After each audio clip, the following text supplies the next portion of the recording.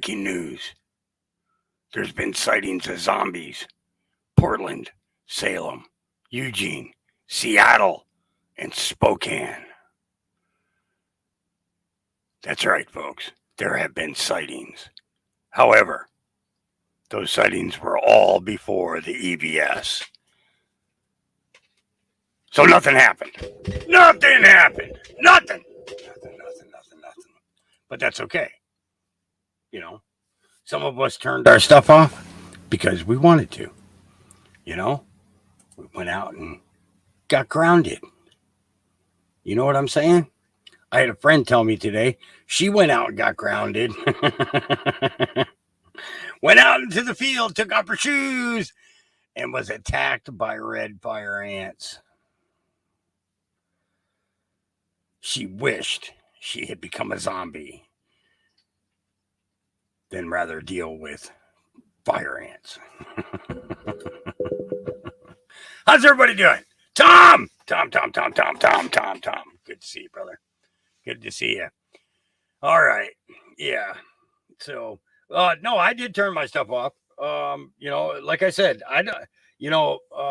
it didn't really have anything to do with anybody becoming a zombie. It's that emergency broadcast system has been broadcasting on TV since I was a little kid in the 60s. Okay. And, I'm sorry, but if you need 2 hours of my device, then I don't trust you. I just don't trust you. I'm not going to have you downloading and uploading my stuff or uploading stuff to my stuff or anything else. I'm just not going to do it. And Tom, I'm going to comment on that because when I turned my devices back on, I had no notice that an EBS even came through. So obviously, it probably didn't come through on my end, more than likely, we're Miss Mindersu, we're going to be talking about that too, because there's I told you guys this months ago, back before McCarthy became speaker, that they should bring in Trump. And if you think about it like this, if they had brought Trump in 9 months ago, they never would have been able to serve him with the courts. And he wouldn't have been able to show the people how corrupt the justice system really is. Right? I mean, you think about it. If he'd have become speaker, nobody would have seen how corrupt the court systems in America are. Okay. And we also wouldn't have seen the political weaponization of our Department of Justice. Or, we understood the weaponization of our 3-letter agencies to a certain extent. But in the last 9 months, we have learned a lot more, right? So, you got to show the people. You got to show the people, that's kind of, that's just the way it kind of goes, but I was sitting here, I was rolling up some cigarettes and I was like, it's 9:30. I had a nap today. I'm not ready to go to sleep yet. I looked on YouTube and the only person on was Steve Harloa, and he was doing some stuff with a band or something. And I was like, and I sat here and thought about it. All right, I'm just going to go ahead and do it live. What the heck, I'm not one who's into fear porn and all that other stuff. I made a decision based upon, I don't know crap about the 5G system. I really don't. I know that when 2G came out in 1917, that was when the Spanish flu made its big emergence. What people don't realize is over 5 million people died from that. 5 million. And that was just, they say just here in the United States, never mind what happened in other countries, you know. Yeah, Sean, that's a good point. I'm going to bring up his comment because I know most of you are on YouTube. He said, I turned it off because it's still a frequency. They're sending off that may or may not disrupt the frequency that each of us give off. I left everything at the apartment, went for a walk barefoot along the beach while listening to the frequency of the ocean. There you go. I went out and got into God's frequency is what I did. And that worked for me. That worked for me. So, so for those of you that are on Facebook, now we are live on YouTube as well. It's Hawks Mustard Seeds, number 22. If you want to join us over here, then everybody gets to see what you're saying. But I don't mind, popping up comments and things like that for you. The thing that stinks is that you don't get to see the comments that people are making on Facebook or on YouTube either. And it's, but hey, it's the idea of trying to get, broaden our reach, for people and stuff, so reaching out to more than one platform is kind of an important thing. But back to the Trump thing, I said this to you guys. I said it more than a year and a half ago, even before 107 said it, or before David Nino Rodriguez said it, or anybody else said it, that Trump should take the Speaker of the House. And the reason that I gave for that was because of what she did when he was giving his speech and she tore it up behind him. She tore it up behind him. And that is, those documents are supposed to be archived, and destruction of those is a Class A felony.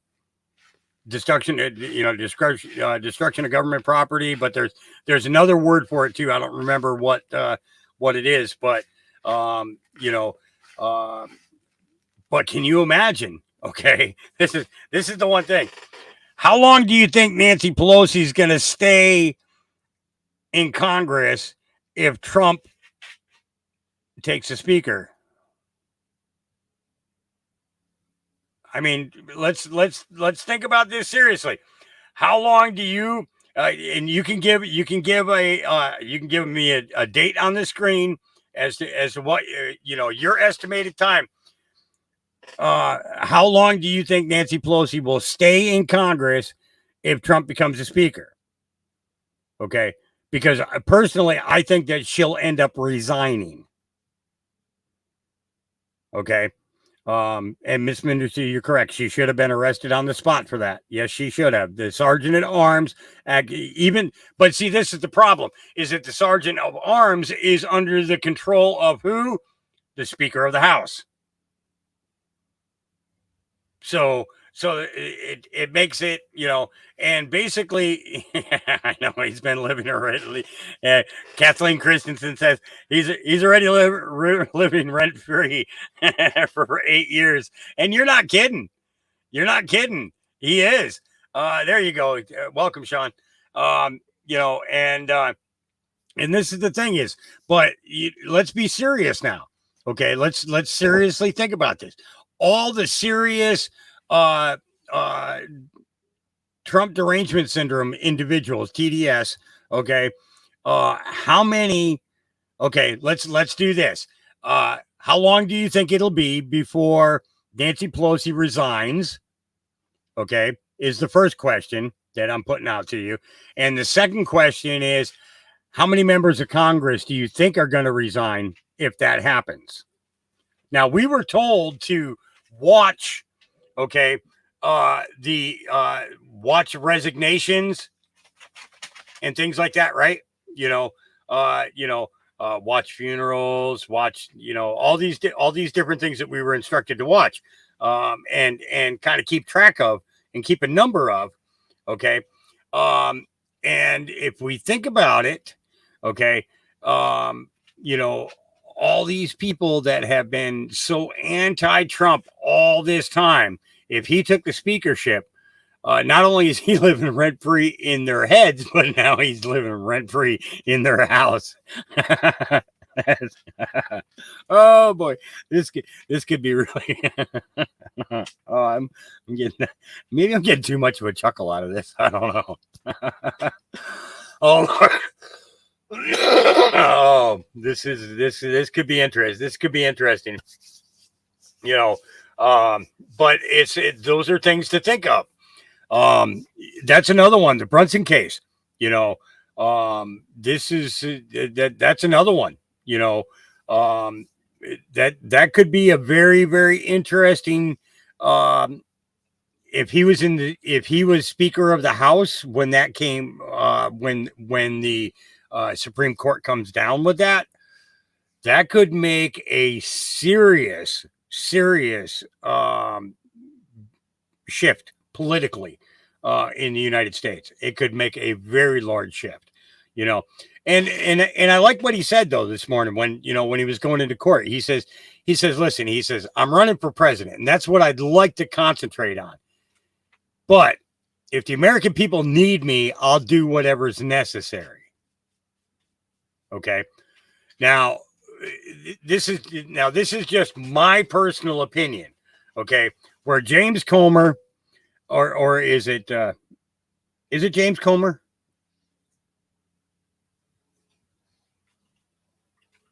I think it's James Comer, but the guy who's in charge of the weaponization hearing, okay, or the Biden thing, and then Jamie Comer, maybe, I'm not sure. Dang, I can't remember names. I'm getting old. And then Jim Jordan, okay. Jim Jordan, personally, I think should stay in charge of the judiciary. Okay, because at least he's getting somewhere. Okay, he is exposing things, and the thing is when he becomes Speaker, then he removes himself from these committees. You know, and the thing is we need these hotheads doing their jobs. You know, it's like, yeah, see, I like that. TG said Pelosi would definitely be the first one to go. Yep. I think she would, because of the fact that Trump does not have a filter. Okay. He does not have a filter. So if you're acting stupid, he's going to tell you, guess what? You're stupid. You know, and these people aren't going to be able to handle it. AOC, oh my Lord, she ain't going to be able to handle it. Oh no, that wouldn't. But you know, it's yeah, exactly, Kathleen. That's that's a big one. I can see Trump standing as Speaker, and the Brunson case has to be announced on the floor from Trump. He would be the one to march them out. The Sergeant at Arms would actually be the one to march them out, but he would definitely be involved in it. No, absolutely no doubt. He would basically he wouldn't be having them marched out. He would be having them marched down into the cells in the basement of the Capitol building that most people don't even know about. You know, Kash Patel said, he says they have a jail down below. You know, and honestly, that's where if they had made any arrests on J6, that's where they should have gone. That's where they should have gone, and then and then proceedings and so on and so forth should have happened after that. But they didn't do that. You know, they sent everybody home, and then they started they wanted to see who was on whose side. And as soon as they found out that if you were a Trump supporter, boom, then we're coming after you. If you were a Democratic operative type person, then we're never going to mention your name. We're not looking at you. No. You know, I mean, it's even where Epps is concerned.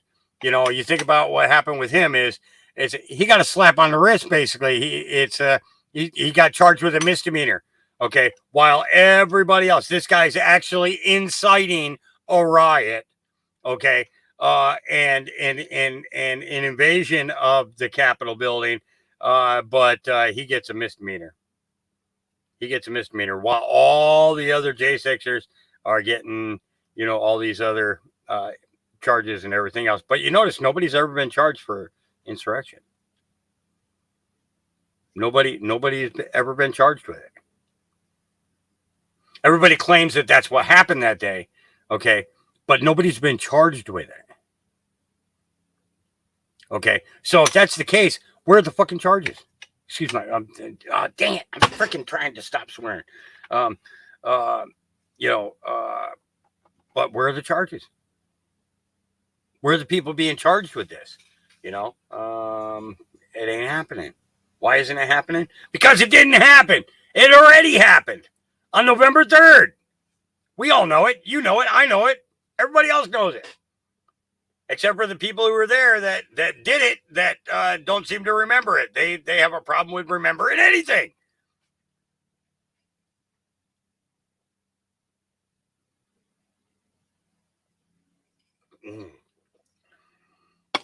Sorry, had to get a drink there.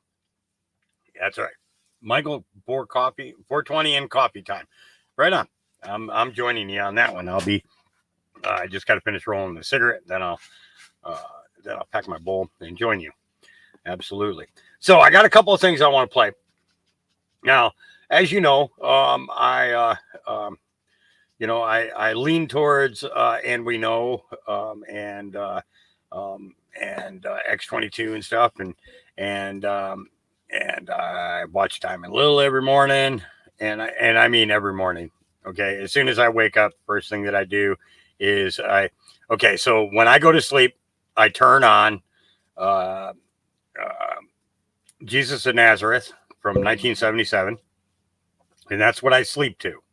And I always wake up during the final scenes of that movie, and as soon as the credits start to roll, I flip it over to Diamond Lil, and I watch her every morning. A lot of times I don't comment because when I comment in people's chats and everything, then a whole bunch of people get distracted and they start talking to me instead of listening to her and the information that she's bringing. So I want to be cool about it. So a lot of times I don't say anything. So you could probably just say good morning, Hawk, and I'll just be real quiet about it. Not say anything in response, and more than likely I'll see it and know that you did. Okay. Well, there's not one underneath the White House. It's underneath the State House, underneath the Capitol building. Okay. Because back in the day, when they held people accountable and people were charged with treason and such, they were held in the Capitol jail until their execution. They weren't sent to like the state pen or the local police department or anything like that. They stayed in the jail downstairs. Yeah,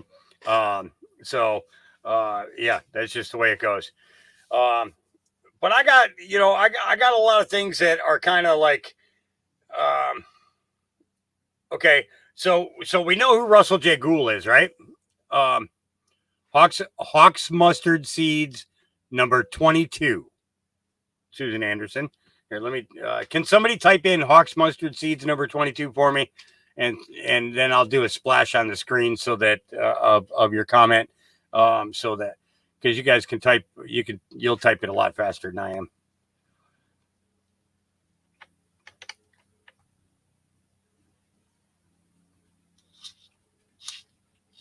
Let's see.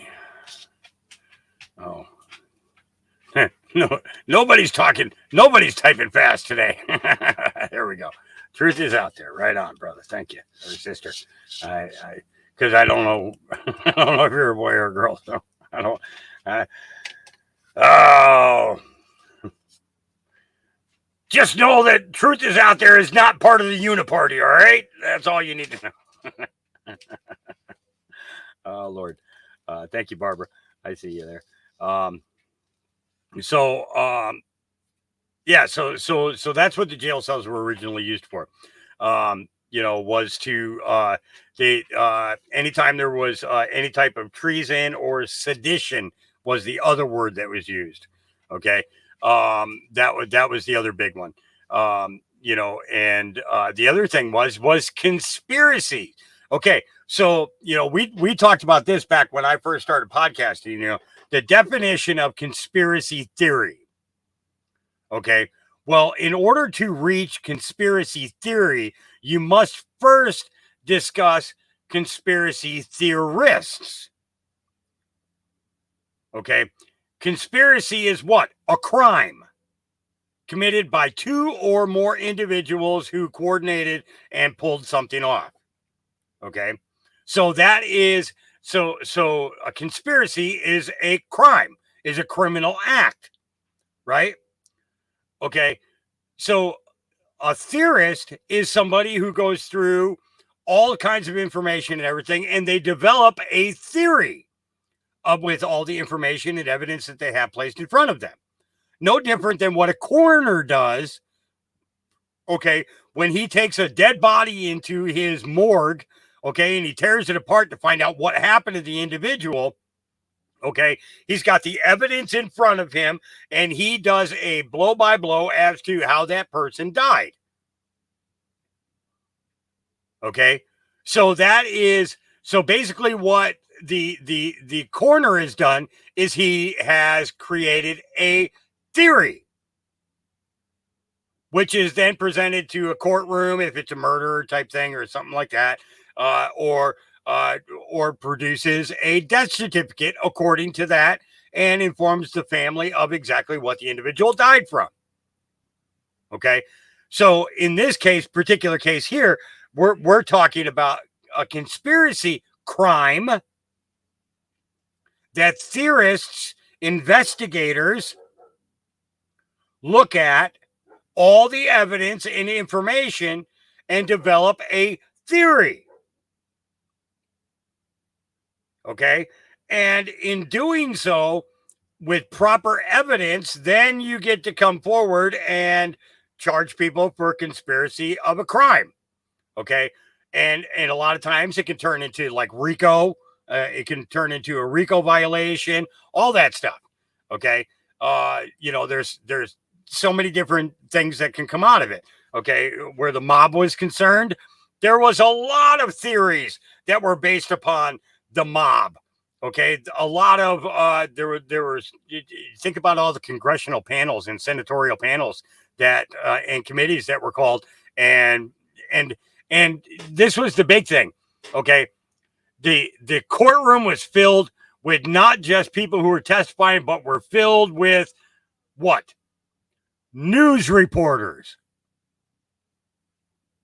Okay, it was filled with reporters from newspapers, TV, everything, all the way down the line. They had everything, and then the immediate people that were being they were discussing whether they were going to file for indictments for, right? Okay, so the mob guys are sitting there, and Kennedy and all those guys, they were all sitting across the table from them, at different tables and things like that. And basically, it was like a big courtroom to decide whether or not that there was going to be Department of Justice was going to be stepping in to file charges. Okay, why aren't our committees filled like that anymore? Now it's you got C-SPAN covering it, or you got so and so covering it, but you have no live reporters going on. Okay. And basically everybody gets what the feed is, and that's it. Okay. And so basically they took the theatrics away, the shock and awe of the possibility of indictments coming down because of the burden of proof has been met, so on and so forth. And they turned all that stuff off. They turned all that stuff off. And now it's just this little mock mock little hearings where each person gets 5 minutes and the person barely gets to answer the question because, oh, I'm claiming back my time. Oh, I'm claiming back my time. If you ask a question, you shut your mouth until your question is answered. It's that simple. Enough with this 5-minute crap. Okay? And no, it shouldn't have to. You shouldn't have to have the same amount of Democrats and the same amount of Republicans in a hearing. Okay? What you need is people who are going to ask honest questions, seek honest answers, and come out with an honest resolution for it. That's why the parties both need to go. They both need to fly. Okay? Democrats and Republican parties need to disappear. The DNC, the RNC, they need to go squash. Bye. See you later. Sayonara. Bye. You know, it's that simple. They need to disappear. Okay? Because you know, they're both they're two wings of the same bird. Okay, when one party's in charge of this and that, then the other ones and the other party's in charge of the other. They're getting absolutely nothing done. They're getting nothing done. So let's eliminate both the DNC and the RNC and get back to the Americans.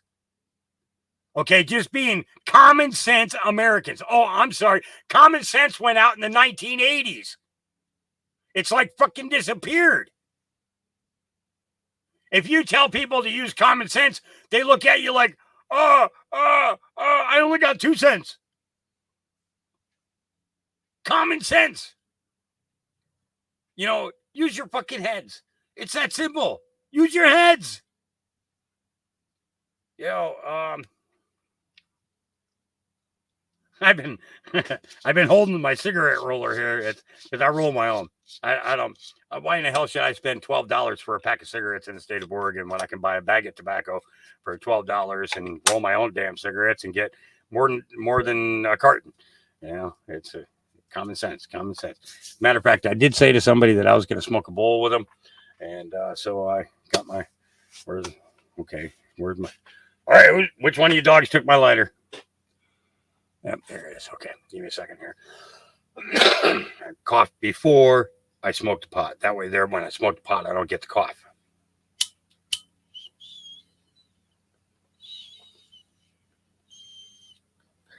Shit, I'm smoking last year's stuff. I didn't grow anything this year. I didn't have the soil for it or anything else. So, and I didn't think I was going to be here at that point. But I gave. I got some plants from a friend of mine. I paid him for them. The stuff that he had started, and sent him home with a buddy of mine, and he's going to be bringing me a whole bunch. So I'm like, okay, I'm good with that. Okay, so I got a couple of things I want to do with you tonight. I've got a Melissa Red Pill, and the reason that I got to tell you guys, Melissa Red Pill, she's high energy. Okay. She kind of talks a little bit fast. Hey, Kenny Johnson, how you doing? She talks a little fast. She's a woman of God. Absolutely no doubt about it. When she looks at everything that's going on, she looks at it from a biblical perspective. Okay.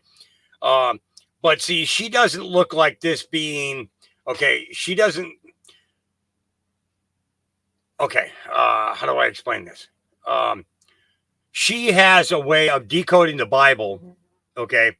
Using major clues from minor prophets, which basically tears the book of Revelations apart into pieces. Okay. And puts it back together in a perspective that you would understand that when it all goes down, if your belief is in Christ and you're doing your dang best to do things right in your life and for those around you and everything else, you know, you're and I don't, you know, honestly, I really don't like the word Christian. Okay. Because, you know, that was a label that was placed upon the believers of Christ, you know, by the Romans and by, you know, and by the Sanhedrin. So I don't really care for the word, but believers, true believers. I'm going to call them true believers is what I'm going to call them. Okay. Sure. I identify with 90% of what they define as a Christian. But at the same time, there are a lot of things in there that are, it's just, yeah, it just doesn't, it doesn't fit. It doesn't fit. These labels have to go away. Okay. It's really BS, these labels. But back to Millie, what I like about Millie is that she is, she looks at all the different things, and she lays it out for you in a way that you can understand that that this really is the end for the evil that has been in control, okay, and is getting ready to be a whole new beginning for us, and that's what we need to prepare for. Okay, now that doesn't mean that we should stop paying attention to what other people are putting out for truth and research and make sure that what they're telling us is accurate. Okay. Yeah, there you go, Kenny. There you go. Yeah, no, I saw you over there on Facebook. It's just nobody else can see you. So that's the thing is, now you're sitting here with 45 people instead of sitting over there by yourself, and the idea of it is that the way that she breaks it down and explains it as to, what the true rapture is not going to be the removal of all the good people off of the earth, because the kingdom of heaven is coming to earth. Okay. As it is in heaven, as on earth. Okay. We got to think about that. Okay. And what they're going to do is they're going to remove all the evil ones, the ones who've been enslaving the American people and all the other countries, all of the countries. It's not just here. It's worldwide. Okay. And a lot of times they've been doing it through religion. That's the thing that really gets me, is that they utilize education, the education system. They utilize the religious system, and they use their political power in order to keep all of us slaves. Nobody in America today, okay, that is not, there's nobody in America today alive that knows what true freedom is. Okay. And I don't care if you're 115 years old. If you ain't a fucking 150 years old, you don't know what true freedom is. Because that was when they still had true freedom, 150 years ago. And we don't have that today. We don't have that today. What we have is a bunch of mandates, laws, policies, and everything else that have been laid upon us by what? By man. When everything in our lives should be the inheritance of what God gave us, not what man gave us. We should be living by what God gives us, not by what man gives us. That simple. We have become complacent in allowing these people in political power to be the bosses. Okay, we elected them to go and represent us, but what do? They get there and they get that money in their pocket, and it's like, I don't give a shit about you people. I don't, I'm getting paid. I'm getting paid. I'm getting paid. And that's all it boils down to, is they're getting paid and you're not. They take what you earn, more than 60% of what you earn. Okay. And in all actuality, if you think about it, 70% of what you earn goes into their pockets. 70%. Okay. Because they take a minimum of 40% for your taxes, right? Then you got your property tax, you got tax on gas, you got tax on tobacco, you got tax on everything that you buy in the stores. How many times are you going to tax me? They're going to tax you when you die. They got a fucking death tax. You got to pay it before you can die. Or your family's got to pay it after you die. They tax you for dying. They tax you for living. I mean, seriously, let's think about this. You know what, Kenny? Kenny, you know what? That is a great comment because you want to know who don't pay taxes? Hookers. Hookers don't pay taxes. Isn't that messed up? Everybody else has got to pay taxes, but hookers, they get away with it. What the heck? I need to become a hooker. I can keep my money. that's what I need to do. It was, I was telling about when I used to be a fat stripper. I just run to the edge of the stage and stop real fast, and then they just let the body do all the shaking. And I made good money. I made good money as a fat stripper. All right. Okay. No, but seriously, let's get into this. Okay. So what I'm going to do first is I'm going to bring up the Freedom Force Battalion with Melly. Okay. And I'm going to play that out. That's about 40 minutes. Okay. And then we got today's X-22. And then, of course, I don't think I'm going to do the SGT report that came out today because, frankly, we all know how corrupt Pfizer's is. We know how corrupt Moderna and all these other companies are. And just so everybody knows, Moderna, Pfizer's, Merck, all of them, Johnson Johnson's, they didn't make the V's that everybody got. Okay, they didn't make them. They were paid to put their label on them and distribute them. That was it. There was no research and development done by any of those companies. But they put their label on it and they made bank off of it. Yeah, Jody Terry is correct. What do you think? Yep. Politicians are hookers. They sell themselves. They sell themselves to the highest bidder. There's no doubt to that. That's 100% accurate. And it's yeah. I mean, you think about it. Nancy Pelosi, when she went into office, was worth $40,000. Okay, that was her entire inheritance from her father, who was a multimillionaire, by the way. Okay, who was a big mayor, and he was also connected to the mob and everything else. But this woman, after 35 or almost 40 years of being in office, okay, at $200,000 a year, is somehow worth $170 billion or $1 million. Okay, doing the math, it doesn't come out. It don't come out.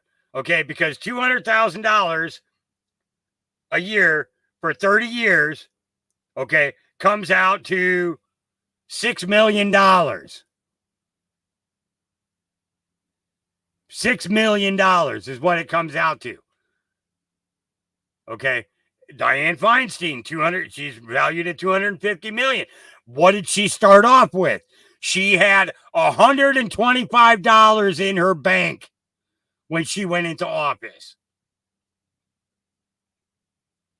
Okay. These people have sold themselves through lobbies and through doing crooked deals with, and it's crazy. This is what's really crazy is Congress has all of the inside information in regards to everything going on with the stock market. They know what's going up, what's going down, so on and so forth. Goldman, that Congressman Goldman, he made bank. When a particular stock was sold, and he sold his stock the day before it crashed.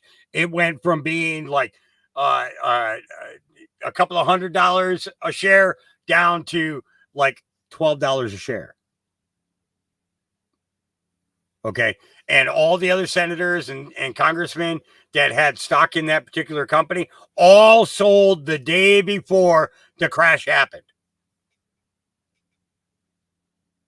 Sold it all. They made bank. But if you and I did that insider trading, we'd be in prison for the rest of our lives. You know, and it's, you know, and the thing is they seem to think that because they're in Washington D.C., which is not part of the United States. I want to emphasize that again. It is not part of the United States. It is not a state. Okay. And the only reason that it carries the American flag is because of the fact that they carry the corporation flag. They do not carry the our Title IV flag. Okay. The flag that they wave, and the person who goes into power, okay, whoever becomes president, they have a particular flag that they fly. Okay. And it is an admiralty flag, which is basically a 2 foot by 2 foot flag. Okay. That flies on the White House. Okay. It is not the American flag. Okay. So it's you know, and that's the other thing is we were sold into slavery. We've been living under admiralty law since they came up with the birth certificate thing in 1913. Okay. And, you know, at the same time that the central bank came in and really showed us that that slavery had begun. But in all actuality, our slavery began in 1870. Well, actually 1868, between 1868 to 1871, when the Constitution was taken out and rewritten and replaced the 1776 Constitution, okay, and the corporation of the United States of America instead of the United States for America.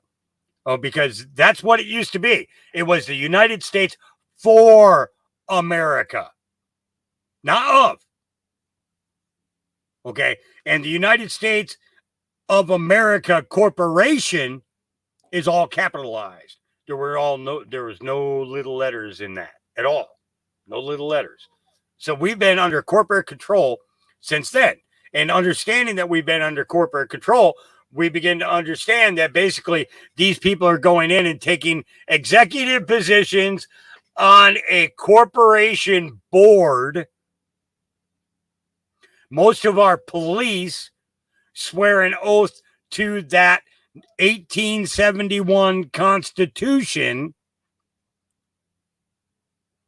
okay, which gives them there's a certain immunity that comes for them, okay, and they have special protections, you know, being a police officer, you know, and stuff. So the only ones who actually swear to the Constitution and are obligated to the Constitution are our sheriffs. You know, and they're bound by their oath. And if they don't fulfill their oath, then you do what you can to remove them. I mean, it's that simple. You know? So, well, okay, all right. I've been babbling here. So let's go ahead and get this thing started. Let's get this party started.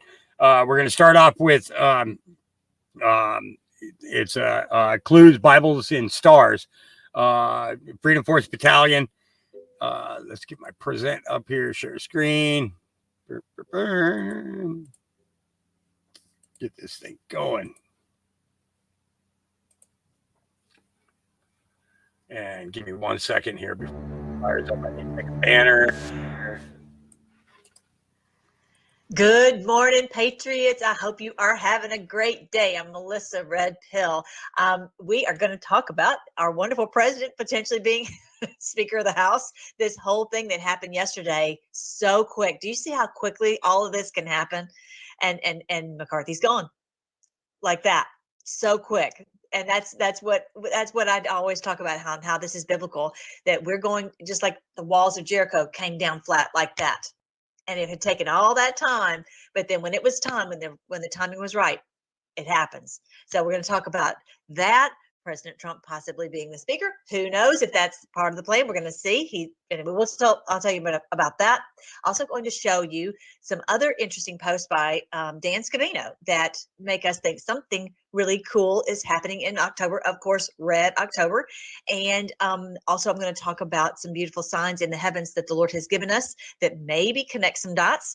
So, and he has told us in his word, all throughout Revelation, it tells us there's great wonders in the heavens. And if you don't know them, you will not be able to decode Revelation. But Okay, so I got to pause this for a second because there was something that I was like, I've been trying to remember to show everybody for like for a long time. for a long time I've been trying to remember to show people this. So when she explains things in regards to in regards to the biblical event that surrounded Christ, right? A lot of people really get confused. And I've been like trying to figure out a way to explain it to people where it's not so confusing. And what's funny is James Earl Jones is the one who explains it best. And I want to find this scene here. Give me a second to pull this up.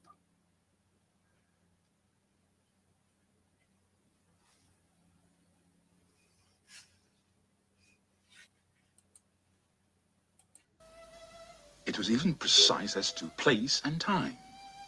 Okay. All right. So I got the right spot. Okay. And basically what it is, okay, one of the things that Millie explains about is a particular star alignment that goes on. Okay. And in this period, or in this explanation that she does, she talks about how the where the stars are positioned, where they move to, in order to explain, how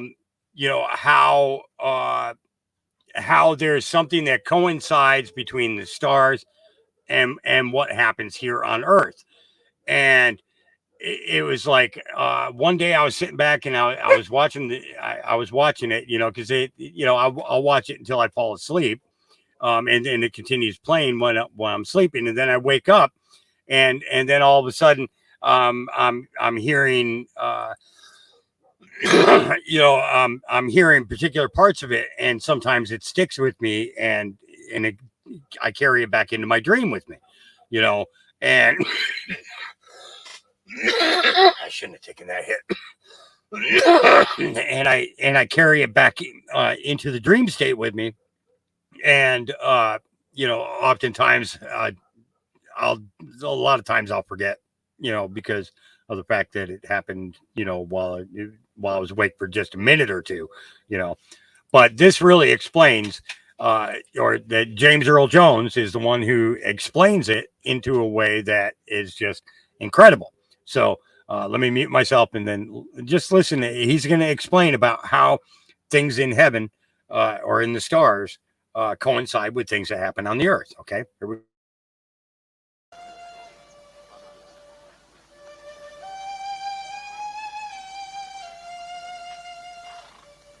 I'm sure that Herod keeps a strict watch on his frontiers.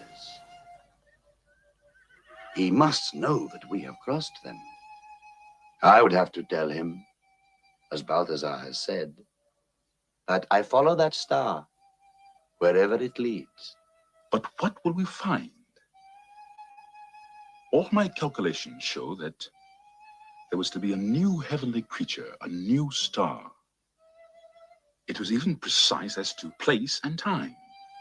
So I made up my mind to set forth and seek what they will unfold. You did not. So this is the basically the part of the story where Melchizedek and Balthazar and I can't remember the other guy, the third guy's name, but they were the wise men, who went and to see Jesus after the birth. Okay. No, only that it would be something wonderful. The stars are not distant and aloof, cut off from the lives of men. The rising of a new star entails an immense labor in the heavens that always has its counterpart on Earth. The universe is about to bring forth a prodigy beyond our understanding. Your star, my brother Balthasar, is indeed a sign of wonder. So when you think about what she's talking about and how she talks, okay, in regards to the coincidences between what is aligning in the stars in the heavens, okay, and what's going on Earth, that there's a difference. There's a difference between astronomy, not astrology. Exactly. Okay. Because the stars were used as directional points and for ways of understanding when particular festivals were coming and things like that. Okay. So, all right, back to Millie. Sorry. The Lord helped me to do that. So we're going to talk about all that when I get back from the break.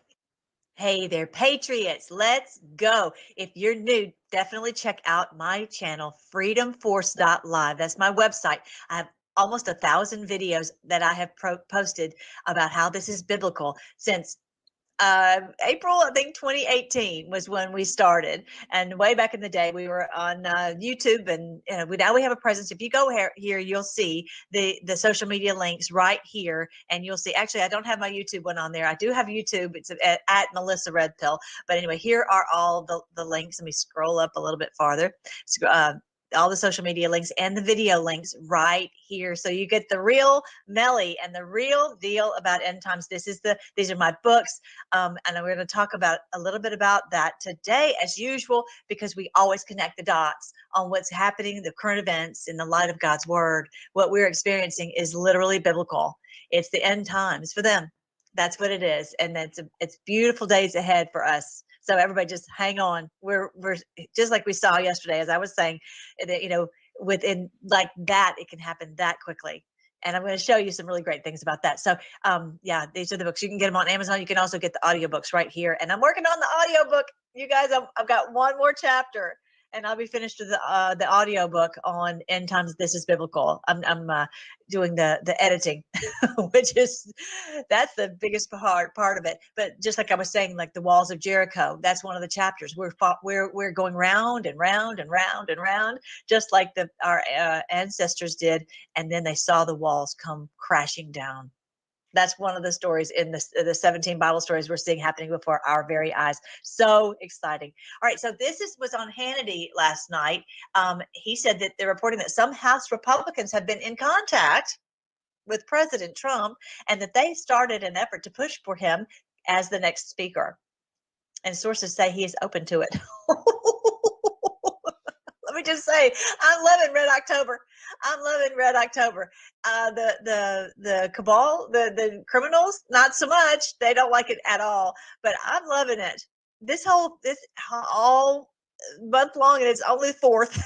It's been red, very red. Boy, would they flip out. Now, this is the thing. I was going to say this. All the people in Congress, all the Republicans are there at the pleasure of President Trump because he's the one who got all of them elected. So they would be put in a very difficult position if they were to vote no. They would be the odd man out if they didn't. Of course, the Democrats, that's a whole nother subject, but really just focusing on the Republicans. And if you remember, Matt Gaetz actually nominated him back in the day, and we were all like, we want President Trump as the speaker back in the day. Bannon was talking about it. We were all talking about it back in the day. And now it could possibly happen. I don't know. What if he's nominated?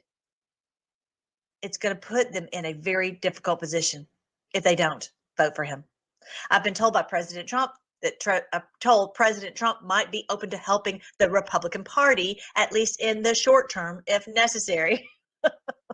Oh my goodness. And I'm going to show you some other posts and maybe make you think this is really going to happen. We'll see. We're all just watching the show, right? To see how it's all going to play out. Kevin McCarthy will not be running again as Speaker. Now, I just posted something on the social media. Now, let me go back. When you go here to the Freedom Force.live, Live, and you look at the social media, there's all, on Truth Social, Telegram, Twitter, blah, blah, blah. All right.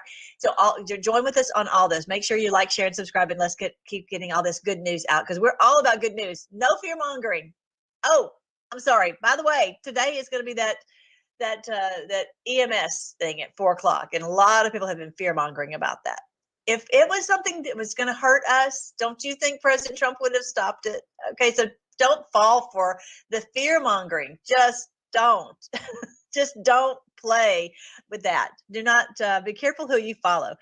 We're all about faith. All right, but yeah. So here, President. When you go over here, you will see that I had posted on social media. I said, do you think possibly that the Gates and McCarthy are working together? Because President Trump was saying how much he liked McCarthy. Well, McCarthy has ticked everybody off because he did not keep his promise. Any of these promises to get this done, they frittered away the whole summer. They all the baloney that happened, and they did not deal with with the budget and all of this. But there's something bigger going on even than the budget. Let's just be honest. Congress is not going to save us, and our financial house is in complete destruction. And that's really what has to happen, because they biblically will be left holding the bag. This is what God's word says. I talk about this a lot in the one major clues for minor prophets. In Habakkuk, it says they will be left penniless and helpless. Don't you know that the wealth of the wealth of the wicked is stored up for the righteous, but also the wealth of the nations will be turned to ashes. This is what the Bible says. And we haven't really focused on those verses, but that's what my point is. That's what I do in the books and the videos and all that. So what does that mean? All that they have done, that they put us in debt servitude, if we default on it or bankrupt the corporation, as Jan Halper said, if we bankrupt the corporation, we don't owe anything. That's just a bankrupt corporation. Does that make sense? They're the ones on the hook. Our sovereign nation is not on the hook for that money. $33 trillion. How just is that? How poetic and ironic is that? And they will be left holding the bag. And this is what it talks about. Various places, like I said, Habakkuk 2, they will be left penniless and helpless. They will be left with nothing. Yes, they financed all this. Remember when President Trump was sending out all this stimulus, and all the black people are like, bring back Trump with the stimulus checks. This is what was happening. He was loading more debt upon debt upon debt on them. I really do believe that's the case. And this is also Jubilee, Gesara, where all the debts are canceled. This is what Rosh Hashanah is all about. We just celebrated Rosh Hashanah. Right now we're in the Feast of Tabernacles, where we celebrate the Lord coming to tabernacle with us, that all these things are being restored to us. I'm just saying, this is biblical. This is the Hebrew festivals, the biblical festivals are all about that, about the debts being canceled and the captives being freed. So look at this. Troy Nehls is saying Kevin McCarthy will not be running again as Speaker. I nominate Donald J. Trump for Speaker of the House. Now, interesting, I want you to notice something, that Gates, I'm so proud of Gates. The Lord is clearly speaking through him, because he is able to come back succinctly, strong, amazing, so amazing. Look what the Lord can do. He says, don't be afraid what you're going to say. In that very hour, I'll fill your mouth with the words I want you to speak. And no doubt, you look at Matt Gaetz, the Lord is filling his mouth. Just, Lord, please continue to do so, as well as all the other true white hats. Anyway, so he says he was not going to promote President Trump being the speaker. He talked about this person, he talked about that person, he talked about the other. But then you had Troy Nehls come out immediately and say, I nominate Donald J. Trump for speaker. This is interesting how they're all playing it. And then what channel was it on? I don't know if I have a clip of that. They had Donald Trump Jr. come out and say Republicans in Congress are nominating Trump to be the next speaker. So immediately everyone starts pointing at Donald Trump as being the speaker. This is happening And I don't think there's anything that can stop it. I really don't. I just don't. And here you've got this gavel. Did you see the guy with he's all mad and he's doing the gavel? I'm going to tell you what he did though yesterday. That's an interesting thing. Just so many interesting moving parts on this. But yeah, thank you, Donald Trump Jr. for posting that, that the Republicans in Congress are nominating Trump to be the next speaker. All right. And so I wanted you to see the one. Oh, I don't think yeah, here's the one. I wanted you to see this one too. This is a post. Thank you, Stormy Patriot Joe. Definitely give him a follow. He's always got such great posts. This is a picture that we've been following for a long, long time, back to December 5th, 2018. And we didn't really know, what exactly all this was. He was saying, what do you want for Christmas? Of course, what we want for Christmas is the same thing we wanted for all these other Christmases. We want these people brought to justice. And so somehow or another, Santa Claus, he's got his hammer. He's got, hammer time, bringing down the hammer on the bad guys. And so this was actually in the elevator in, I think, one of the Trump towers, one of the Trump buildings. And so they were taking this picture and sharing it, and how cute it was, and how he's got this hammer. And of course, wouldn't it be great if President Trump got the hammer in the House of Representatives? Okay, so I thought that was pretty cool. pretty cool how they are piecing that together. Well, that would sure be great. Who's ready for that? I'm ready for that. I know you are too. All right. So, but then Natalie Winters put this out, and I really appreciate this because this is, a girl can dream, she says. And this is what one can dream. Trump becomes Speaker of the House. Trump presides over the impeachment of Joe Biden and Kamala Harris, who are then convicted and removed. And then Trump becomes president. How easy was that? That was so easy. Wouldn't that be great, you guys? One can dream. Oh, wouldn't that be awesome? That would be so great. That would be great. We'll see. We will see. I will say this. Let's see. Who was it? Turley was just bringing out all these. Let me see if I have so many posts to show you always. Here's one of them. Okay, that's not the one. Okay. He was showing. That's not the one. Okay. Turley was making a list of all the indictments. I'll get to it at some point. I'll find it. But all the indictments that need to be brought against Biden for impeachment. So Turley just brought that out. So it was funny because he was even the other day saying, well, we don't really have all the evidence enough. This is just an inquiry. And now, just days later, because it's Red October, we have him saying, we need to bring him up on charges on these 4 impeachment articles. All right, I will find it. I will find it and I will show it to you. All right, so I'm ready for hammer time.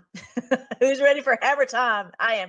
Now, the guy who had the hammer and he was all like so mad and he was banging it and all that. Look what he did. He's now the acting speaker, and his name is Patrick McHenry, which is so great. We all know Patrick Henry, but his name is McHenry. Now, if you don't know, there's such a huge history of the people of Ireland, the Mac this and the Mac that, and so and of course President Trump is Scottish.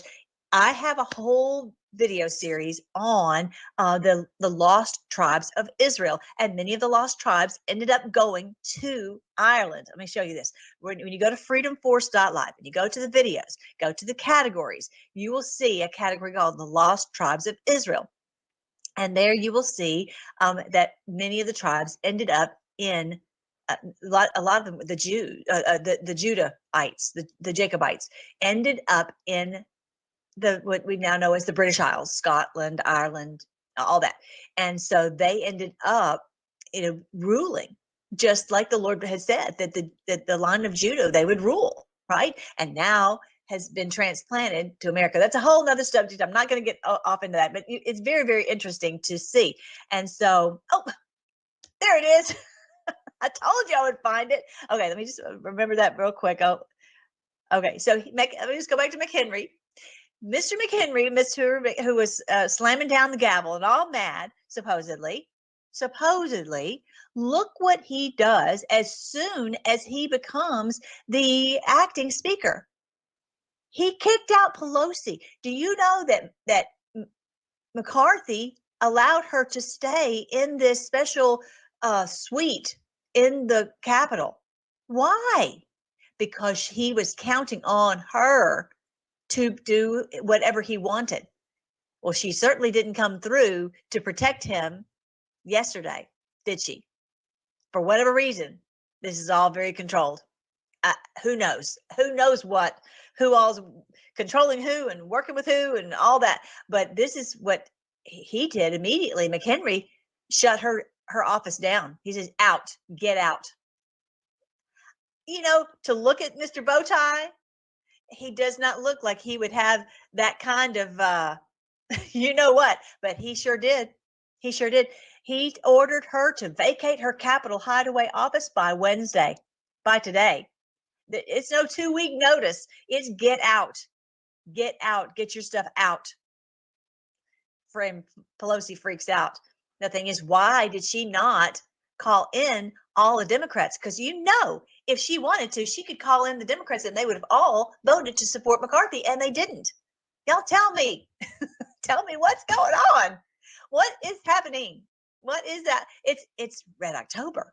It's Red October is what it is. All right, so here's what I was looking for, and I couldn't find it, but now I found it. Paul Sperry posted this about Jonathan Turley. He said, constitutional scholar Jonathan Turley advises 4 articles of impeachment against Biden. You guys, you heard it too. He was there before Congress, and Jonathan Turley said, no, we don't want to, this is just an inquiry. We don't have the information yet, enough information to file articles of impeachment against Biden. But now, what changed? What's the new news? Anyway, it's Red October. Bribery, conspiracy, obstruction, and abuse of power. There you go. There you go. Okay, hammer time. President Trump's got the hammer. He's the Speaker of the House. They bring the articles of impeachment. You think people are not going to impeach Biden? I'm telling you, this could happen so quick you wouldn't even believe it. You wouldn't even believe how quick it could happen that the border would be resolved. You wouldn't believe how quick we could have our financial. Okay, I'm going to pause this for a second, okay? Because, all right, one thing that we have to remember is the Speaker of the House. Again, the powers that the Speaker of the House has, okay? Not just going after Biden, but going after the others. You know, we were talking about this earlier about, the power of that gavel, okay, says is the power of subpoena. Okay. They've been trying to get Hunter Biden in front of Congress for 2.5 years now. Okay. That means that they can push that issue. If he came in and held the gavel, basically force Hunter to come in and testify. And if he doesn't come in to testify, then he in turn would be locked up in the basement of the Capitol building, because the Sergeant of Arms has the authority to go anywhere in the country, place cuffs on them, and force them back to Washington, D.C. Okay. And if we think about all these, all the corruption things that have gone on in these last years, okay, how far that this could go. Okay. This is huge. This is really huge. Now, whether Trump accepts the speakership or not, okay, isn't going to be the end all beat all.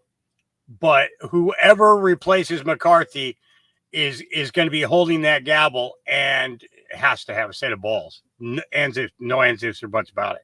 It has to be willing to go after everybody. Financial house in order. I'm telling you. I'm telling you, this could be happening super quick. We will see. Just everyone stay tuned. Okay, so this is President Trump's new ad. And of course, everybody's been talking about, the election, and are we going to make it till January, to the November 2024 election, and of course, him taking office January 2025. And most people are like, there's just no way. There's no way. And Biden can't make it for sure. Okay. But this is his most recent ad, and it's red. This is the final battle. With you at my side, we will demolish the deep state. We will expel the warmongers from our government. We will drive out the globalists. We will cast out the communists, Marxists, and fascists. We will throw off the sick political class that hates our country. We will rout the fake news media, and we will liberate America from these villains once and for all.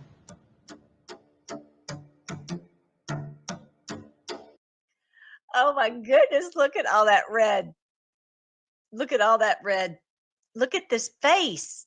I'm going to play it a little bit more. Did you see his face, you guys? This is the final battle. With you at my side, we will demolish the deep state. We will expel the warmongers from our government. We will drive out the globalists. We will cast out the communists, Marxists, and fascists. We will throw off the sick political. Look at that face. Talk about the resolve. Have you ever seen a face like that? Maybe on the mugshot. I'm telling you, retribution. That's what this red is all about. Red October retribution. And here, look at his face. Look at his eyes. I mean, just amazing. So, we will see how it's all going to play out. So the next thing I wanted you to see is Dan Scavino. Always does all these posts. He's got him driving to the trial this day. He's got him driving to this rally that day. He's always doing this. And so this was when they went to Iowa. Dan Scavino had this very interesting post. Okay, so if you're not with with the program that I'm on, we're waiting for something big to stop these criminals. That there would be arrests. I don't know who's not waiting on that. I can't imagine not having that hope out in front of you as the carrot in front of the donkey. We're waiting on that, and we believe sometimes we get information from Dan Scavino to give us hope and to keep in here plugging away.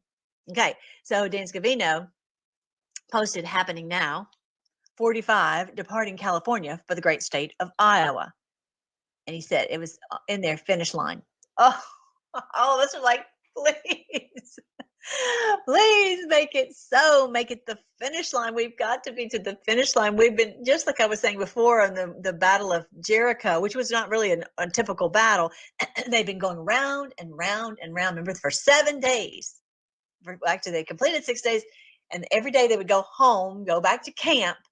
But on the 7th day, they went round 7 times. At the completion of the 7th circuit, they blasted the Trump. They blasted the Trump. So let me just be honest with you guys. We've been going around and round and round since President Trump was elected. And guess what? It's 7 years. It's just now completing 7 years. I'm going to show you on the calendar. Here we are, November 2023 is 7 years since he was elected. All right. So, and that's on the 17th is 45 days as far as the continuing resolution. They have to have something resolved by the 17th. I'm going to show you something else. It's kind of cool. Okay, so my time's running out, but whatever. We'll. Okay, so this one is, that one's not the one. Okay, this was the sign of the Son of Man that appeared September 23rd, 2017. But you know, those of you who've been here, you know that Jupiter, which is Melchizedek, the biblical name of Jupiter is Melchizedek, the eternal king. It entered into her womb, so to speak, on the day President Trump was elected 7 years ago. November 8th is 7 years. Okay. So we've been going round and round and round in this birth pangs, round and round and round every day, getting the truth, blasting it out, just like Brighteon's doing. They just every day going every day, just go and check out all their videos. They have all these wonderful patriots over there who are shouting out truth. If you're looking for truth, you need to go over to Brighteon.tv. I'm on there, and Vandersteel's on there. Dr. Artis is on there. I mean, so many.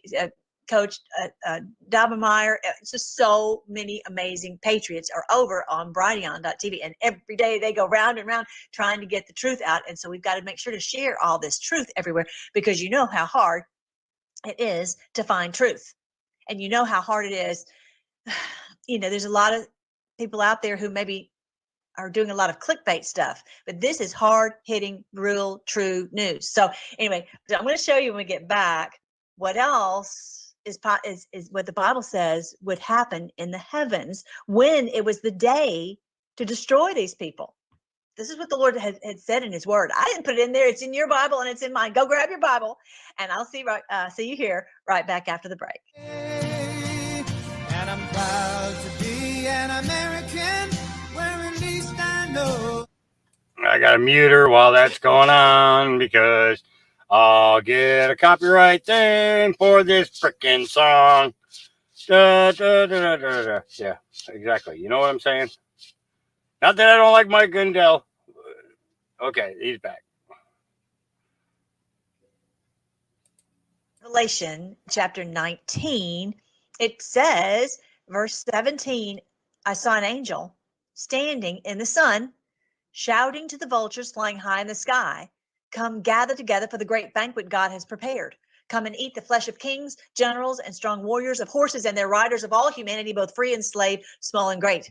This is calling us to destroy this worldwide criminal cabal called the New World Order, called the Beast of Revelation, called the Antichrist. This is what I talk about in my books, End Times and 1,000 Years of Peace. Okay, this is what we are, what the Lord has said would happen one day, that we would come and destroy them, and they'd be cast into the abyss. Okay, come to fight them. It says the beast was captured, with him the false prophet who did mighty miracles on his behalf.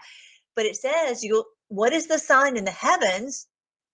And we pass it by so many times. So many times we pass so many parts of the Word of God by, and we don't pay attention. What does it say that we'll see? He says, you'll see an angel standing in the sun. Well, what is an angel? We know what the sun is. What is an angel standing in the sun? What is that talking about? This is our physical sun, moon, and stars. The Lord said he put the sun, moon, and stars in the heavens for signs, seasons, days, and years. What is that? What is an angel standing in the sun? Well, there are messenger angels. Jupiter, as I was saying before, is Melchizedek. That is an angel, so to speak, a messenger angel that sends messages out. If you look at the book of Jasher and the book of Enoch, they're both saying that Satan tried to change the sun, moon, and stars. He tried to change their courses because they send messages to us. And the Lord was that's one of the reasons he was kicked out, because he tried to stop that very thing. I saw an angel standing in the sun. So let me show you. On the 17th of November, there's an angel standing in the sun. This does not happen that often, okay? And there's this angel that is standing in the sun is Mars. Mars, it's the messenger angel for war, okay? Just as I was saying before, Jupiter, Melchizedek, is the messenger angel for it's the Christ star. It's the king of the world, okay? But the Mars is the war one. That would coincide exactly with what I read to you just now from Revelation chapter 19. So this Mars is standing in the sun. And where is it standing? In Libra, the scales of justice. How about that? That's pretty cool. And it's 7 years since this whole thing kicked off with President Trump, the chosen one, leading this charge to destroy this criminal cabal. Now, I'll say this. Remember how, supposedly we have this election in another year. But the Bible also says that the days will be shortened lest no one survive, because we know how ruthless these people are. And when their back's against the wall, who knows what they might do. If they figure that we are going to rule the world, which the Bible clearly says the meek will inherit the earth, then they could push the nuclear button and say, well, if we can't have it, then you can't have it either. So this is why the Lord says he will stop it. lest, and shorten the days, lest no one survive. Okay, so here it is, this beautiful sign, November 17th. And that is right at 45 days with the continuing resolution. I don't know. They have, okay, so their back's against the wall. They're saying, oh, we're going to take a break. We're going to take a week's break. Well, whether they do or whether they don't, I've heard different things. Their bottom line is they have to get in here and get a speaker. They can't get anything done unless there's a speaker of the House by the 17th of November. You see, the back is against the wall. You see what they're really between a rock and a hard spot, because if they want to keep this money flowing, they're going to have to get a speaker of the House. And I have a feeling some of these the 8 heroes, I have a feeling they won't they'll hold everything up just like they did last time in January until they get President Trump. I don't know. We're just stay tuned and watch and see. But look at this. I mean, this coincides with this angel standing in the sun. Is potentially this very sign that the Lord has right here on the 17th of November. Okay, I'm just saying, how cool is that? Okay, the other sign, I'm not going to show you that one right now. Here, okay, this one is another angel standing in the sun. I want to show you this one real quick. This is April 8th, 2024. This is an angel standing in the sun. This is is it Venus? I think it's Venus. I'm sorry. Okay. It is, I don't know. It is something. Mercury. I think it is Mercury. Yeah, there's Venus over on the right. Mercury is standing in the sun. This one's really cool because this all the constellations represent something from God's word. It represents us. So basically, when you look at the fish, that is us. We are the fish. We are, go into all the world and preach the gospel, gathering up the fishers of men, right? And so we are the fish, and we are attached to Cetus, the sea monster. And we're like, we've got to get free from this sea monster. He's dragging us to the depths of the sea. This is what we're saying. We've got to get away from these people. We are out of time. We're out of gas. We're out of bullets. We're out of everything. We've got to get free from these people. And so, the fish are always struggling to be free, but look what comes along April 8th. It is this eclipse that's happening. This is April 8th, 2024, with Mercury, I want to say Mercury, standing in the sun as if to burn the cord that is holding us on to Cetus, the sea monster, and then the little fishies can go free. So that's kind of cool. And it would seem to me that, let's just say, what happens in Red October and all this comes down, and these people, then we start really the ball rolling, then this would be set free completely by the 8th of April. I'm just telling you what I'm seeing. Okay. I'm telling you, all I'm trying to do, because I don't have any insider information. I'm just a lady with a laptop. Y'all know that. Y'all know I just know God's word, and I ask him to help me to piece this together. That's all I can say. That's all I know is the Lord. He's put this in his word. He told us these things, and he's revealed to me. Thank you, Lord. He's revealed to me revelation. I'm just a little lady, and I love how the Lord uses nobodies. That's all of us are none of us, as First Corinthians says, not many wise, not many noble, not many, but this is what the Lord uses, regular people to do this. And this is what the Lord has helped me to do. There's no doubt about it. So this angel standing in the sun is potentially pointing us to this window here, starting with this November 17th, or, right in here where we are seeing all this. Now, I want to read to you one more thing. This is when you look at what Dan Scavino said on the finish line. This is what we're looking at on the finish line. Let me see what the date is on this one. This is November 1. All right. So just imagine with me, this month is likely going to be very, very red. Very every day something else happening. You're like, wow, this is huge. Something to break through, whether it's the exposing the DAs, exposing these laws that are just completely lawless laws, exposing, and bringing down this power structure. They're flipping out. because they're losing their power big time in this month. Here, this one dated November 1st, 2017 is a very important thing for you to think about. And so you don't fall into the fear tactics and the fear, fall prey to the fear mongering.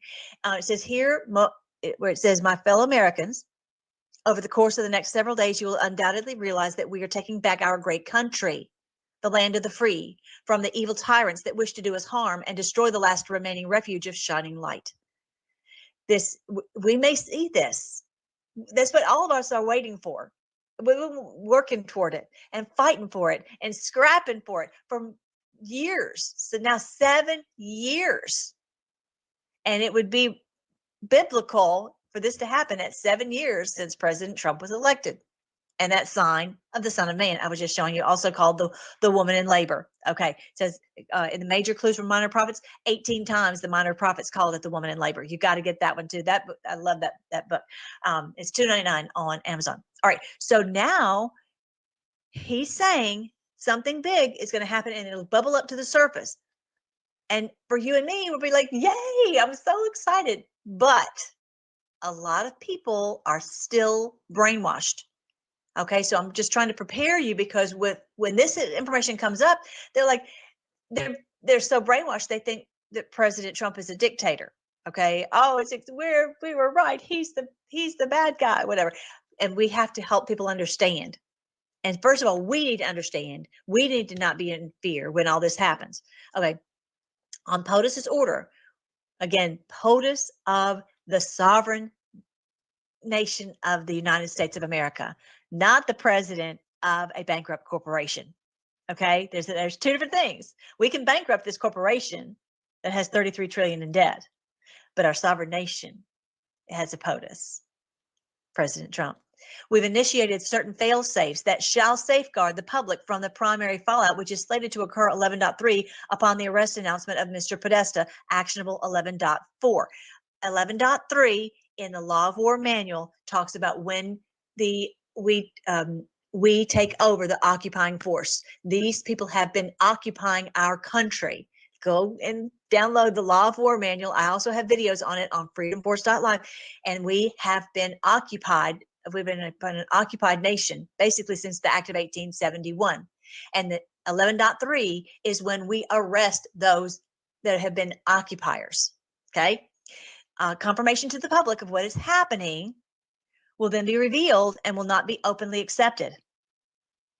So that's why I think it's probably more like November 1.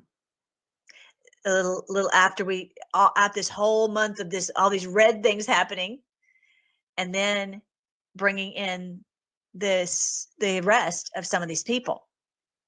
Public riots are being organized in serious numbers in an effort to prevent the arrest and capture of more senior public officials. They don't want the Pelosi's and all, Biden's and all them to be arrested. They don't mind all the little underlings being arrested, but they don't want that. And so they're trying to get public riots. And the only hope is that people won't fall prey to this. And so that's where we talked about this just the other day, that if they find out that, look, these people are doing child trafficking, these people are making money on these victims all over the country, all over the world, then they're not going to riot in the streets for them, just like they didn't for Weinstein. Okay.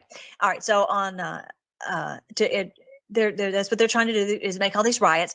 On POTUS's order, a state of temporary military control will be actioned and special ops carried out.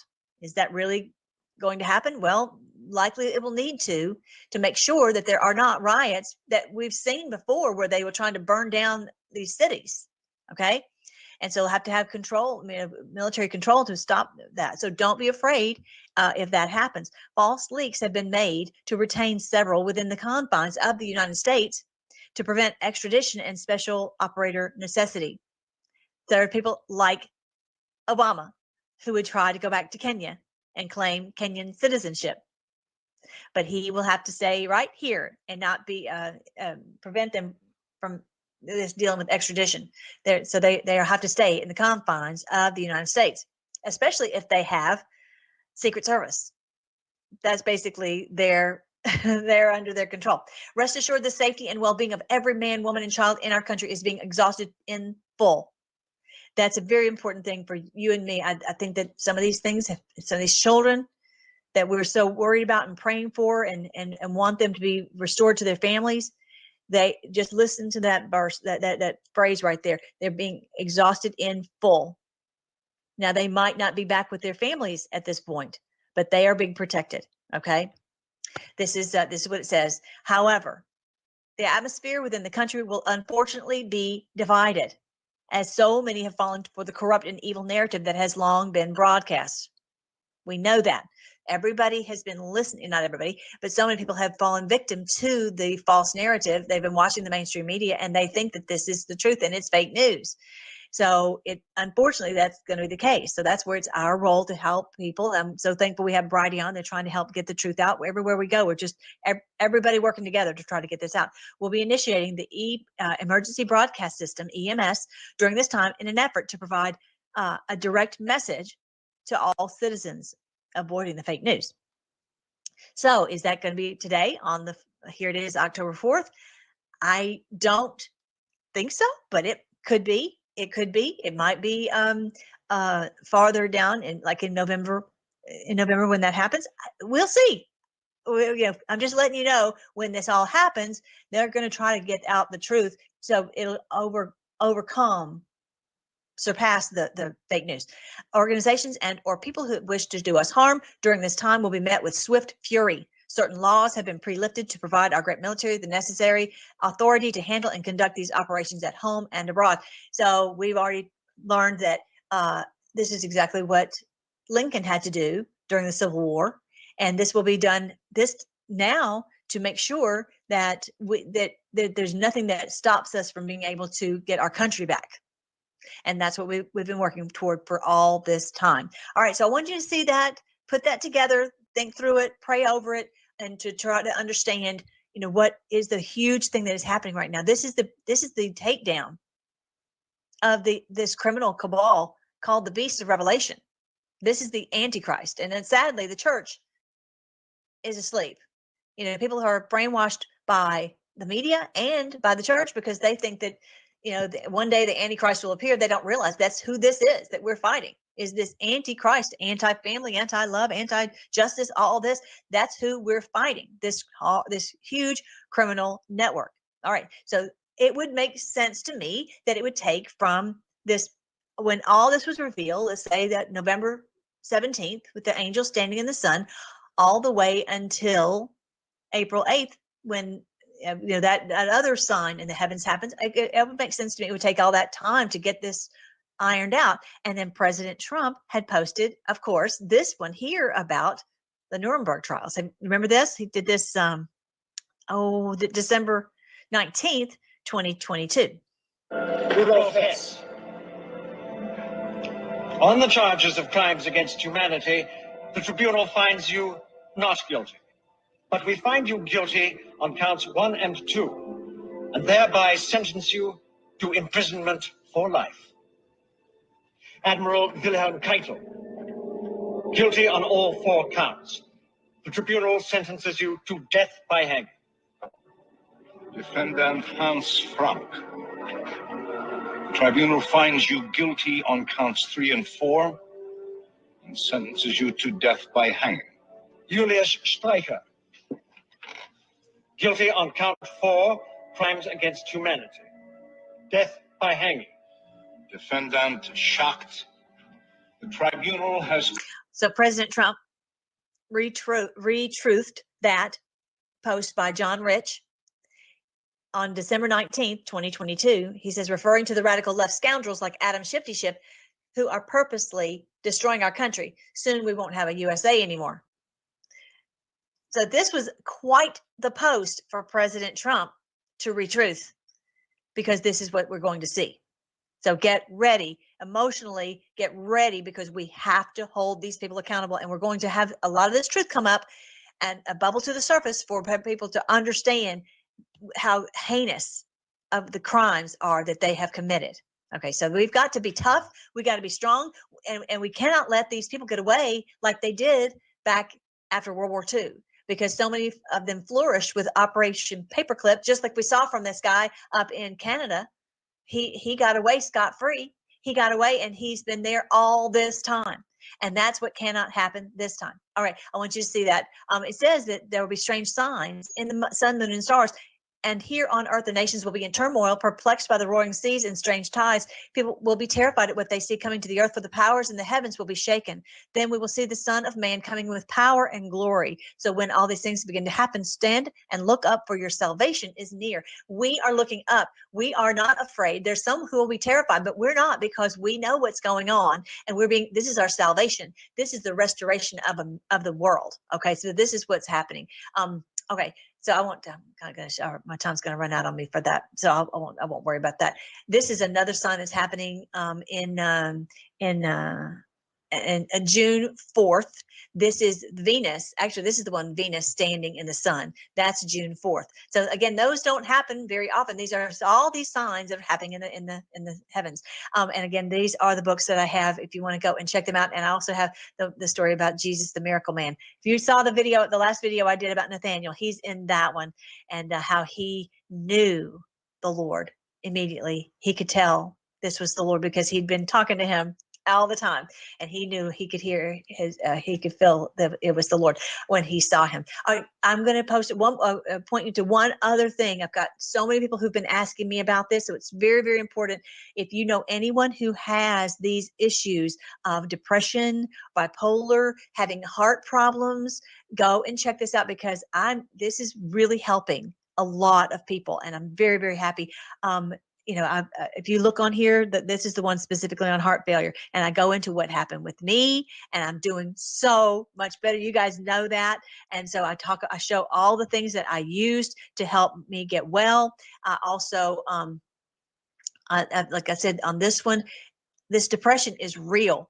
It is real. It's and there's so many people who have this, and I go into like the CBD oil is amazing how much it's helping to get the neurons, because it's a nervous disorder. It's a nerve disorder, like a nervous breakdown. It's the nerves, and we have to treat the nerves. So anyway, I go into that, serotonin, all these things over here, amino acids. Check it out, and so you can help people. It's on freedomforce.live/depression. Okay, so definitely check into that. I'm so excited that this is helping people. It makes me so happy.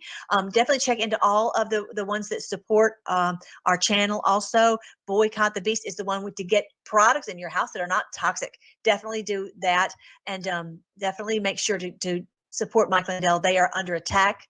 The employees are under attack. These people will stop at nothing to try to stop Mike Lindell and President Trump. So definitely check out this. Definitely for holidays, we're going to get all our Christmas goodies for our friends and family from My Pillow. That was a twofer for us on that. Let's pray. Thank you so much, Lord. Thank you that you have promised that this day would come. Thank you that you have guided us. You promised to guide us into all truth. We're asking you, and we're relying upon you to lead us in all these things, and as we step through one step at a time, and we just put our trust in you that you're going to help us. We've been going round and round and round, but we know that one day soon the walls of Jericho will fall down. We thank you for Brighteon.tv. We thank you for our wonderful President Trump. We pray for Mike Lindell and for all those at My Pillow. Lord, we pray for every patriot who's listening. I pray that you will strengthen them and protect them. I pray you provide every need and give them complete peace and joy, knowing that you are saving us. You're not coming to judge the world. You're coming to save the world. We pray all this in your wonderful name, King Jesus. Amen. I love you guys. I'm going to jet out of here, and I will see you next Wednesday, 10 a.m. Central on Brighteon.tv.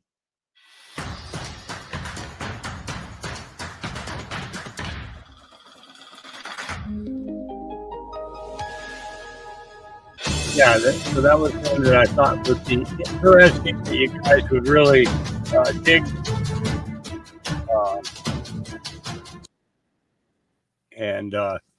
So I wanted to make sure that we got that one in. A lot of people are going to wake up tomorrow morning. They're going to be like, "Oh my God, Doc did one last night and I wasn't awake for it." All right, so I did one late at night. You'll get over it. Watch it now while you can. And we'll talk about it another time, right? Right. Oh, look at that. And oh, guys, we're going to be going a little bit longer than I thought because, and we know just released one. So, of course, we're going to have to hit that up. I'm going to do both of the X-22s right now, both part A and part B. We all worry about what the heck is going on with our financial system and everything else, how we're going to get through this financially, and be able to understand the destruction of their control of our financial system, and we want to make sure that we are as knowledgeable as we possibly can be in regards to it. So that is awesome. LT dropped one in the middle of the night. He never drops one in the middle of the night. He is always in the morning or by 3 o'clock, 4 o'clock in the afternoon. So that is going to be, I'm looking forward to it. We'll see what's going on with that one, but we're going to get the X-22 done first, and then we will hit, and we know, hey, Equine. So that's awesome. All right, so let's get into this next one. Like I said, I'm not going to play this SGT one because I know that they're going to go really, really deep in the medical side, and I don't want to. I really don't want to deal with the backlash of YouTube for in regards to medical information. We've been dealing with this for so long. I'm like, yeah, whatever, guys. So we're gonna be up for a couple more hours. It's only 11:49 now on the 10/4/2023. I know some of you, it's the 5th already, but let's get into this and let's burn some candles. Here we go.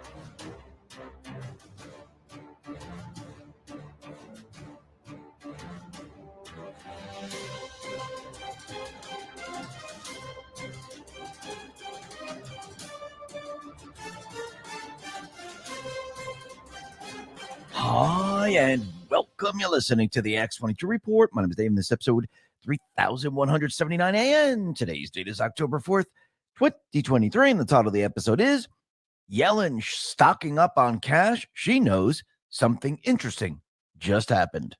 Let's talk about protecting our wealth. Do you want to take control of your financial future, but you don't know where to start? Noble Gold Investments understands. Investing in precious metals may sound confusing, but the team at Noble Gold Investments makes it easy. Let's hear from the actual Noble Gold Investment customer. One customer said, the staff answered all my questions and helped me every step of the way. Another one said, no pressure, sales tactics, just honest guidance. Another one, secure my future is less stressful thanks to Noble Gold expertise. So don't settle for financial uncertainty. They'll suggest options and see if you can diversify into gold and silver. Right now, Noble Gold Investments is offering a free 5-ounce silver American the Beautiful bullion coin for qualified accounts. Don't settle for financial uncertainty. Noble Gold Investments has an A+ rating with the Better Business Bureau and countless 5-star reviews. Why wait? Go to x22gold.com. That is x22gold.com, or click the link in the description. This is the only gold company I trust. And remember, there's always a risk of investments and there's no guarantee of any kind. Let's get right into the economic collapse financial news. Now, the deep state, the corrupt politicians, the private Western Central Bank, the World Economic Forum,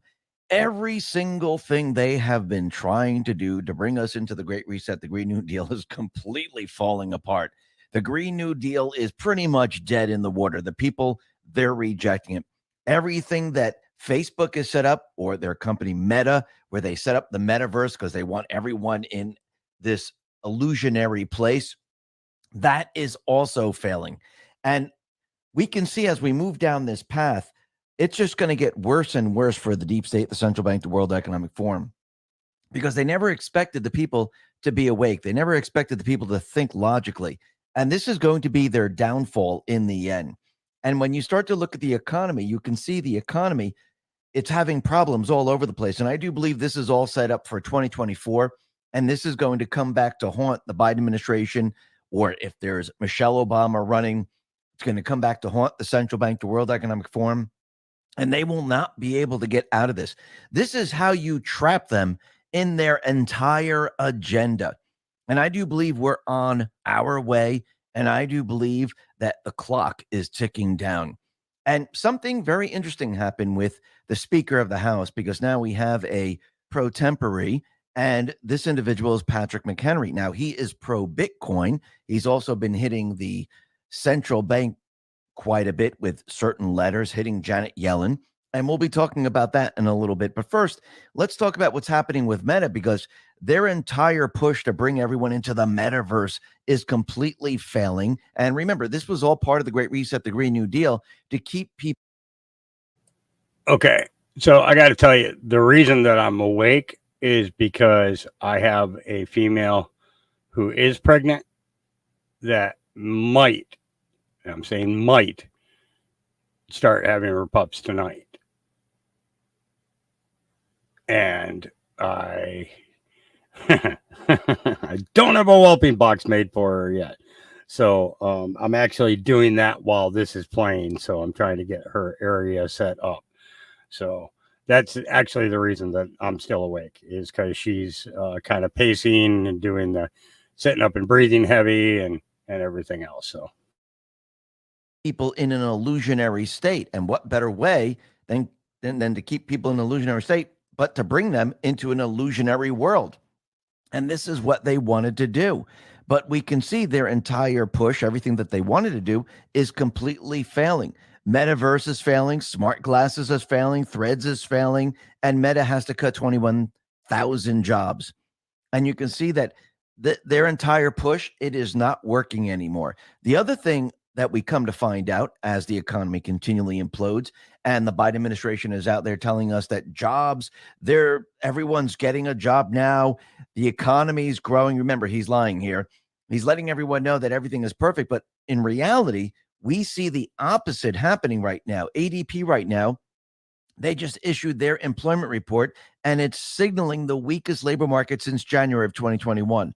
So the ADP print is around half the expectation for NFP print of around 170,000. Large firms dominated the weakness, and large firms, they've dropped around 83,000. And we can see that it's a complete and utter disaster. And what else are we seeing? Well, it looks like we're seeing a very steep decline in jobs this month. We're seeing a steep decline in wages in the past 12 months. And it's just getting worse and worse for the people, and the people are starting to realize. Now, think about what's happening around Biden right now. First, we had the Hollywood strike, then we had the auto worker strike, and now it looks like we're going to see health workers go on strike.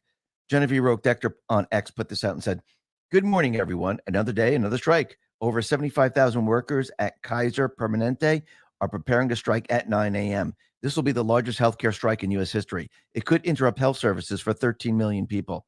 It's absolutely unbelievable. So let's see how this all plays out. But it's very interesting that all of this is happening around Biden right now. And he's struggling to keep everything together. Of course, he has to tell the lie that the economy is doing well, when the people realize and they understand that the economy is not doing well because you're experiencing it. But he has to keep the illusion alive. And I don't think he's going to be able to do this throughout 2024. I think there are going to be so many different things that are happening that he won't be able to spin all of it. The fake news won't be able to spin it. The White House press secretary will not be able to spin it.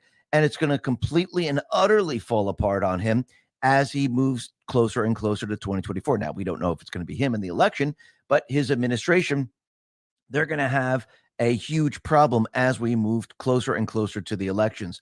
And this is why you can see they are now ramping up their policies to keep people happy, because if they don't do this, people are going to get very, very angry. Right now, we have Biden. He's going to extend the $9 billion more of student loan debt relief to 125,000 borrowers, even though the Supreme Court struck down his unilateral cancellation earlier this year. They're still moving forward for all this. The other problem they're going to have is that food stamps will be harder to get from October. This month's Supplemental Nutrition Assistance Program benefits will get a boost, but eligibility requirements have changed. For the new rules, which went into effect October 1st, it stipulates that able-bodied adults without dependents between the ages of 52 and 54 will have to prove that they are actively working, training, or in school. Before, those between the ages of 18 and 52 had to prove they are working at least 80 hours per month in school or involved in a training program to get the SNAP benefits. With the recent changes, the left-wing Center on Budget and Policy Priorities warned that more than 750,000 older adults are at risk of losing SNAP benefits due to the expansion of the existing failed SNAP work reporting requirement. The requirements initiated under the debt ceiling deal were the largest changes made to the SNAP or food stamps in decades. So there's going to be a lot of people that's going to find it very difficult to get these food stamps. And people are going to get pretty darn angry. I do believe they're shifting everything to the younger generation. And it looks like that's exactly what they're doing. Now, the other thing that's very interesting is so far we know that the Fed and other central banks, they held the interest rate steady right now. But it looks like they're preparing and ready to increase the rates very, very soon. Zero Hedge put this out and said the U.S. added check notes, $275 billion in debt in one day. The total U.S. debt is around $33.5 trillion, hit 33 trillion just 2 weeks ago, and on pace to rise by 1 trillion in 1 month. EJ Antonio responded to this and said, this is more than was added to the debt in the entire month of September and is 13% of what was added in the entire previous fiscal year. Yellen is stocking up on cash before Powell and company hike rates at the October-November meeting. Got to lock in those 5% rates now.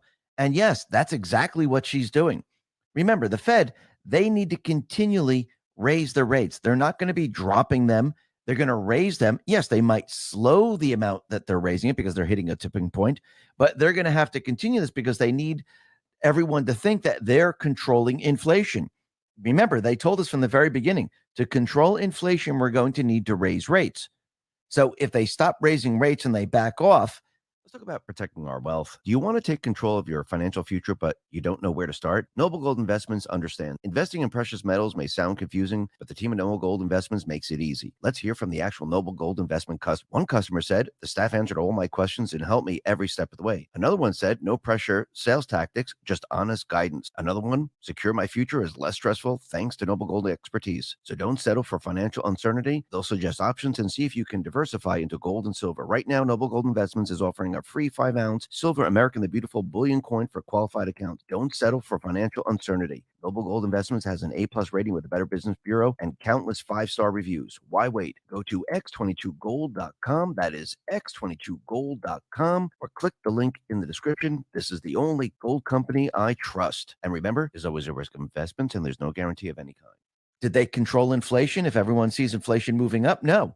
So every time inflation moves up, they're going to have to raise rates, maybe not by the same amount that they've been raising it because they're hitting a tipping point. And I think, it looks like they're trying to slow it down a little bit because I do believe this is timed for around the presidential election where everything is going to fall apart and it's going to be blamed on the Biden administration. It's going to be blamed on the Fed. It's going to be blamed on the Treasury. And it looks like that Yellen is getting prepared for this. Most likely there are others that are getting prepared for this, and they're going to be raising rates probably come this fall. And once again, this whole thing is a controlled demolition of the economic system. And I do believe Trump and the Patriots, they knew that they were going to head in this direction. They knew that they were going to bring us into the Great Reset, the Green New Deal. They were going to destroy their old system to try to bring us into the new system. And he needed to counter this every step of the way. And the only way to do this is for people to understand what is really going on, to see it with their own two eyes, to feel it every single day, and to see exactly what they've been doing. And I think the people are seeing this.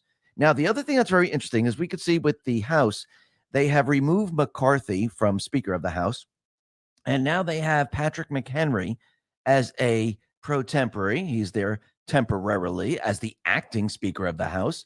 But his history is very, very interesting because if we go back in time, just to May 26, 2023, and we'll go back a little bit further, but he said something, and he wrote a letter, actually, that's very, very interesting, and he wrote this letter to Janet Yellen. So let me just read a portion of the letter. He says, last year, China recorded a current account surplus of $417.5 billion, the highest level since 2008. The last time the administration tried to restrict financing against a large current account surplus country in 2014, it failed. Do Treasury and the administration really believe that investment restrictions will be effective this time, particularly against a surplus country that holds $3 trillion in reserves? To be clear, this is kind of a policy was attempted as part of the federal government's financing restriction against Russia. Those restrictions not only failed to deter Moscow from its war in Ukraine, but it also left targeted entities so unaffected that the Treasury had to re-sanction them last year. Given Treasury's longstanding principle that coercive measures must achieve clear objectives, it is unclear why the administration now wants to repeat the same policies in China, but expects a different result.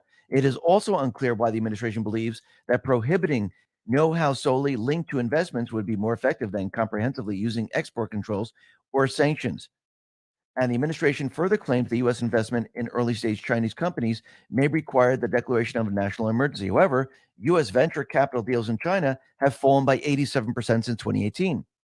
At their height, these investments were concentrated in later-stage companies. Moreover, U.S. venture capital firms typically acquire control, substantive decision-making rights, board seats, or material, non-public technical information when they invest. As your colleagues in the Office of Investment Security know, these represent potential national security risks to the target country, in this case, China. It is inexplicable that the administration hopes to rescue China from these risks before Beijing can, at a time when the Chinese Communist Party is already cracking down on Western firms and business intelligence services. The administration should reject an EO that advances Beijing goals. Now, if we go back a little bit more in time, back to 2017, actually, we had Patrick McHenry. He wrote a letter to Janet Yellen. And let me just read the first paragraph here. I am writing regarding the Federal Reserve's continued participation in international forums on financial regulations. Despite the clear message delivered by Trump in prioritizing America's interest in international negotiations, it appears that the Federal Reserve continues negotiating international regulatory standards for financial institutions among global bureaucrats in foreign lands without transparency, accountability, or the authority to do so. This is unacceptable. And he's absolutely right. And what's very interesting, he is going after the Fed. He is going after the Treasury. He is going after all these people. And the other thing that's very interesting about him is that he is pro-Bitcoin. Bitcoin Magazine put this out on X and said, pro-Bitcoin U.S. Congressman Patrick Henry reportedly becomes 10th Speaker of the House. And I do believe there's a lot more people in Congress that are pro-Bitcoin. They're completely against the Federal Reserve. And I do believe Trump has been maneuvering and endorsing certain people to bring them in and change the fabric of Congress, because the only way to bring down the central bank is to have those people in Congress where they can vote against the central bank or actually audit the central bank when the crisis hits. And it looks like Trump now is pivoting and positioning everything so we can go after the central bank when the time is right. And if you really look at it, you can see the Patriots, they waited for the right moment. They waited for the right moment. And actually, I do believe they tricked the D's into this. And they were able to remove a controlled person. And I do believe they're going to do the old switcheroo. I think the D's think that, oh, wow, look, we got them. But I think what's going to happen now is as they do the switcheroo, they're going to be putting someone in there. They're going to be voting someone in there that is going to give the D's and the Senate, the uniparty, a run for their money. And I do believe everything is getting into position, not just for the fallout with the economy and bringing us into a sound money system, but I do believe this is being done for many other reasons. But I do believe that this is one of the major reasons, because you need people in there that are pro alternative currencies, that they will take the next step and actually audit the Fed. They will take the next step and they will fight against the uniparty and the central bank. And the only way to do this is to have the right people in there. And I do believe the American people, they need to see firsthand what fighting actually looks like, because the people of this country are just used to the installed government. The installed government never did any fighting. They always agreed and they got nothing done. Now we're seeing a complete change. Everything is about to shift. And I do believe it's going to be shifting in the favor of we the people finally. And when the people see this, the people are going to back it. When the crisis hits, the people are going to say, hey, look what's happening here. We're not going into the central bank digital currency. We don't want the Green New Deal. We want sound money. We want the people creating their own currency. Who's responsible for the economy coming down? Is it Biden? Is it the Biden administration? Is it the central bank, the Fed? Is it the Treasury? Let's take a look. Let's see who's responsible. And I do believe this is what's going to happen, and it's going to kick off an audit of all of these things. And I do believe once people find out that the Federal Reserve was behind a lot of this and they were involved in a lot of criminal activity, I think the people are going to say enough is enough, and they're going to demand some type of restructuring or the removal of the central bank system. Because once you have the people behind you, once you have the people calling for the destruction of the central bank won't be able to do anything. See, they always like being in the shadows. They never wanted to be out front and center. And if you notice, the Federal Reserve throughout all of this, they have been front and center. They give press conferences now. If you look in the past, you never even heard from them. They've been brought out of the shadows and into the light so everyone can see who the Federal Reserve is and what they do. And as people hear more and more about it, and as people see more and more about it, and people do research, people start to realize that the central bank does not work in their favor. And the people, they're going to be pushing back in the end, and they're going to be pushing back really darn hard. Listen, everyone, thanks a lot for listening. Be well, be safe, and especially be prepared. Thanks a lot.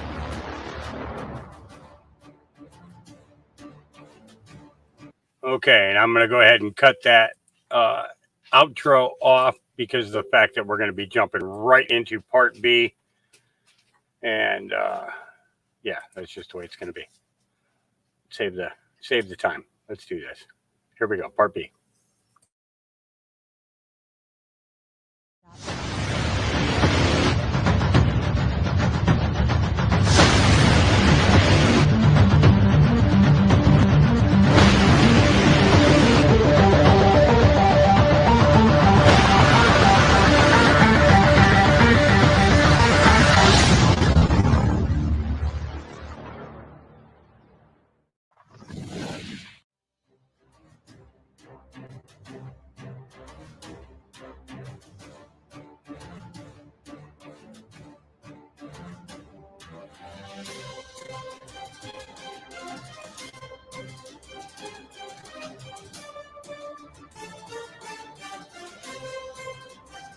Hi, and welcome. You're listening to the X22 Report. My name is Dave, and this is episode 3179 BN. Today's date is October 4th, 2023, and the title of the episode is EAS Test Activated, Speaker of the House, Optics Are Important, in Position, On Target. Let's talk about protecting yourself online. Caesars Entertainment has confirmed that Social Security numbers linked to reward players were stolen in recent Las Vegas cyber attacks. If hackers have those Social Security numbers, then it would put the banking and financial life of those players at risk. Credit cards and loans could be taken out of their name, and money may be removed from their bank accounts. Unfortunately, data breaches involving Social Security numbers like this are no longer uncommon. This is why myself, along with tens of thousands of people, protect themselves online with Virtual Shield. Virtual Shield gives me security with an all-in-one privacy suite that includes an industry-leading VPN that anonymizes my IP address to help avoid ISP or government spying, while also preventing hackers or snoopers from seeing my online activity. Plus, I get identity theft protection, internet data removal, and much more that all work together to help protect my Social Security number. I highly recommend Virtual Shield because you can get 60 days free right now. This means you'll receive unlimited access to Virtual Shield's VPN with a 67% off lifetime discount with 60 days across unlimited devices, plus access to Virtual Shield's 24/7 customer support if you have questions or need help. Similar security suites go for over $400, but are free for 60 days if you sign up now by going to virtualshield.com/X22. That is virtualshield.com/X22, or click the link down in the description. Let's get into the economic collapse, political and geopolitical news. Now, the deep state, the corrupt politicians, big tech, fake news, the puppet masters, like we've said many times before, they're going to be going after Trump with everything they have, and not just Trump. They're going to come after we, the people. And we can see that the FBI right now, they're already designating the Trump supporters as domestic terrorists for the 2024 election. Now, why in the world would they do that? Are they going to create chaos throughout America? Are they going to have people dressed up in Trump supporter hats and shirts and have them carry flags? Are they going to try to create some type of civil war where they can go around and arrest because they want the Trump supporters out there protesting? Well, this is what they're planning to do. And we know that they're going to be behind all the chaos, just like in January 6th, just like with the Gretchen Whitmer kidnapping. It's always them who are the ones who are doing the chaos. Just like in the 2020 riots where we had BLM and Antifa, it was Antifa, which is the foot soldiers of the FBI, of the deep state players. So they're going to be doing all of this. And we know that Trump and the Patriots, they know that there are going to be riots. They know that they're going to do this. They know that they're going to be using their illegals, their criminals, Antifa, BLM, you name it. And as we approach the 2024 election, you can see that this is now building up. Now, the other thing that's very interesting is we could see that the emergency alert system that was activated, it was released to everyone in the country. I don't think anyone's heads blew up. I don't think anything was activated inside your body. I do believe this was just a pure test because we know what's going to happen as we approach 2024. Trump has let us know that this is going to happen. We're going to head towards war. There's going to be chaos. And I do believe to bypass the news, to bypass the deep state players, they need other methods to do this. And I do believe this is one of them to alert the people in what's going on. Now, the other thing that's very interesting is we can see the fight is on for a Speaker of the House. Now, remember, this isn't a battle between Republicans and Republicans. This is a battle between the Patriots and the Uniparty. And I do believe that the Patriots and Trump outsmarted the Uniparty. Remember, they thought, wow, you know something? Let's create a little bit of chaos. Let's divide the Republican Party. And this is what the D's were thinking. This is what the deep state was thinking. And they thought, wow, this is going to be incredible. So you know what? We'll go ahead and we'll vote with Matt Gaetz. We will go along with him and we will remove McCarthy. But I do believe what Trump and the Patriots done, they actually turned the tables on them because now they're going to get someone that is going to be their worst nightmare. Now, I do believe in the beginning, Trump, McCarthy, and others, they needed to put someone in there. They needed someone in there, and they needed someone in there pretty darn quick, but they needed to show the people, look, this is going to be a battle. He's going to have to make deals, and he's going to have to follow through on the deals. Now, I do believe Trump and the Patriots knew that he was controlled by certain individuals, most likely Nancy Pelosi and others. Maybe he's blackmailed. Maybe something happened in his past, which I do believe something might have happened. But they needed someone in there, and he was a temporary hold on the spot. And what needed to happen is over time, the Patriots needed to see that he wasn't following through on his promises and nothing was getting done. And the Patriots in the House, they needed to start standing up. They needed to say, you know, something, enough is enough. We need to make a change. Now, I do believe what happened here is that the deep state thought, oh, wait, they want to make a change. They want to oust McCarthy. This is going to put the Republican Party in chaos. This is going to be incredible. It's going to be a lot of fun. And why don't we just allow them to do this? Now, Matt Gaetz got a lot of the D's to go along with this. And you have to remember, this is the Uniparty, which is the rhinos. And a lot of the rhinos, they didn't want to go along with this. But the D's, they thought, hey, we're going to cause chaos in the party because this is what they like. And they went along with it. And I do believe that this is going to be turned on them now because now there's going to be a patriot that is going to be voted into this position. And this is going to be, like I said before, their worst nightmare. Now, there's a lot of rumors out there saying that Trump should be the Speaker of the House. Yes, that would be incredible. Trump would come in. He'd be the Speaker of the House.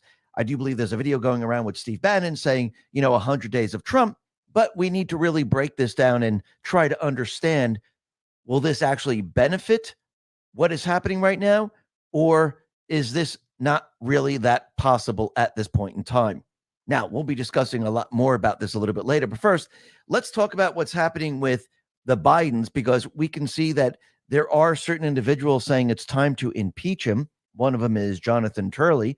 And Paul Sperry put this out on X. He said, constitutional scholar Jonathan Turley advises 4 articles of impeachment against Biden: bribery, conspiracy, obstruction, abuse of power. Now, once again, if Biden is truly the president, yes, we can impeach him, but I don't believe he's actually the president. I think he's the resident, and impeaching him would actually signal that he's the president. So is he going to be taken out by impeachment? No, because I don't think the Senate's going to go along with this. Actually, McConnell has already said, no, the uniparty is not going to go along with this. So is impeachment going to do anything? No, it's not.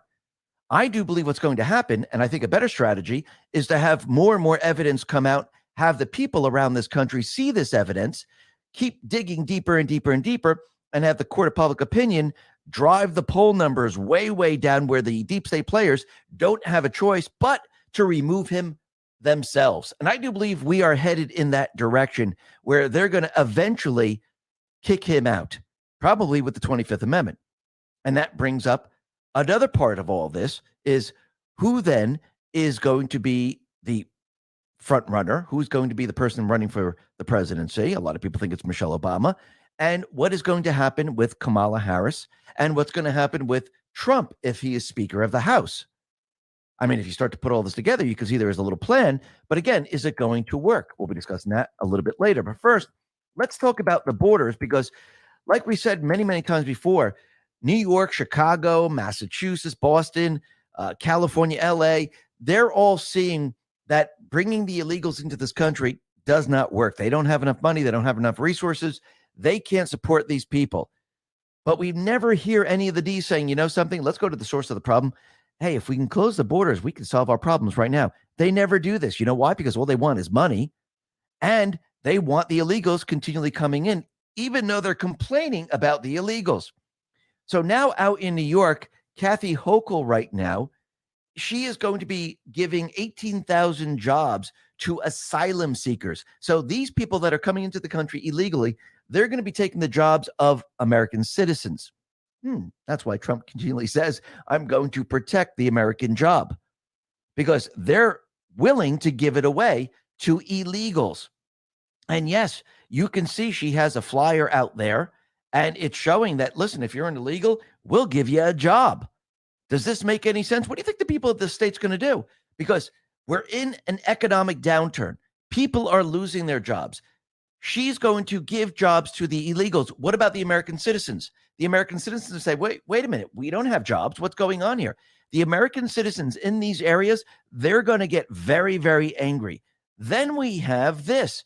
Wall Street Silver put this out on X and said, new illegal migrants in New York City allegedly starting unlicensed, untaxed food businesses, hurting the legal food businesses, which are following the regulations of the city. If you import millions of illegal cheap workers, they're going to drive down the wages and income of people living here already. New York City voted for this. Oh, well. And that's exactly what's happening. They're on the streets. They're competing with businesses that have to follow regulations. And they're using food stamps. I mean, really think about this. You're going to see a revolution in New York City. The people are going to just take so much, and then they're going to say enough is enough. They're already doing it now. This is just going to get worse and worse as time goes on. And Trump on True Social, he put this out and he says, fix the border. He's absolutely right. All they have to do is say, secure the border. All they have to do is build the wall and say, secure the border. But again, what did the D's do? What did the rhinos do? They never go to the source of the problem. They always like to say, hey, okay, we have this problem. So you know what we'll do? We can't afford these illegals. Let's give them jobs. That's a great idea. And all the American citizens that want a job, they won't get it. The illegals will get it. And maybe we can fix the problem this way. So now you're going to have many, many people in the state without jobs. Do you think they're going to stay in the state? No, they're going to leave. And those people that are staying, they're going to be pretty darn pissed off. And you can see that the Biden administration is a little pissed off right now, because think about what happened in the House. We have a pro-temporary Speaker of the House right now, and there is no Ukraine funding. Nothing's going on. Everything came to a complete halt. And you can see that this is something they do not want. And this is going to be a huge problem for them, because all of a sudden everything was shut down. Now, again, they thought this was going to be great. Maybe we can get someone else in there that we can control, but I don't think this is going to work out in their favor. Now, we're going to be talking a little bit more about the Ukraine funding in a sec, but what's very interesting is that we know that Britain, they're running out of weapons to send to Ukraine. The Pentagon says they're running out of weapons to send to Ukraine, and as of right now, they're not getting funding or anything to send additional weapons out there or to purchase weapons from other places.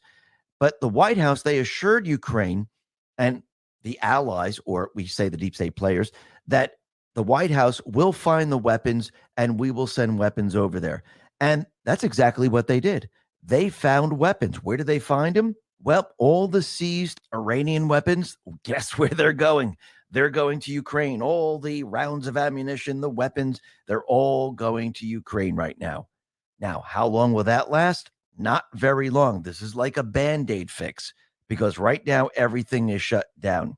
Glenn Greenwald put this out on X and said, House Democrats state what their priorities and demands would be in order to support GOP House member of a speaker.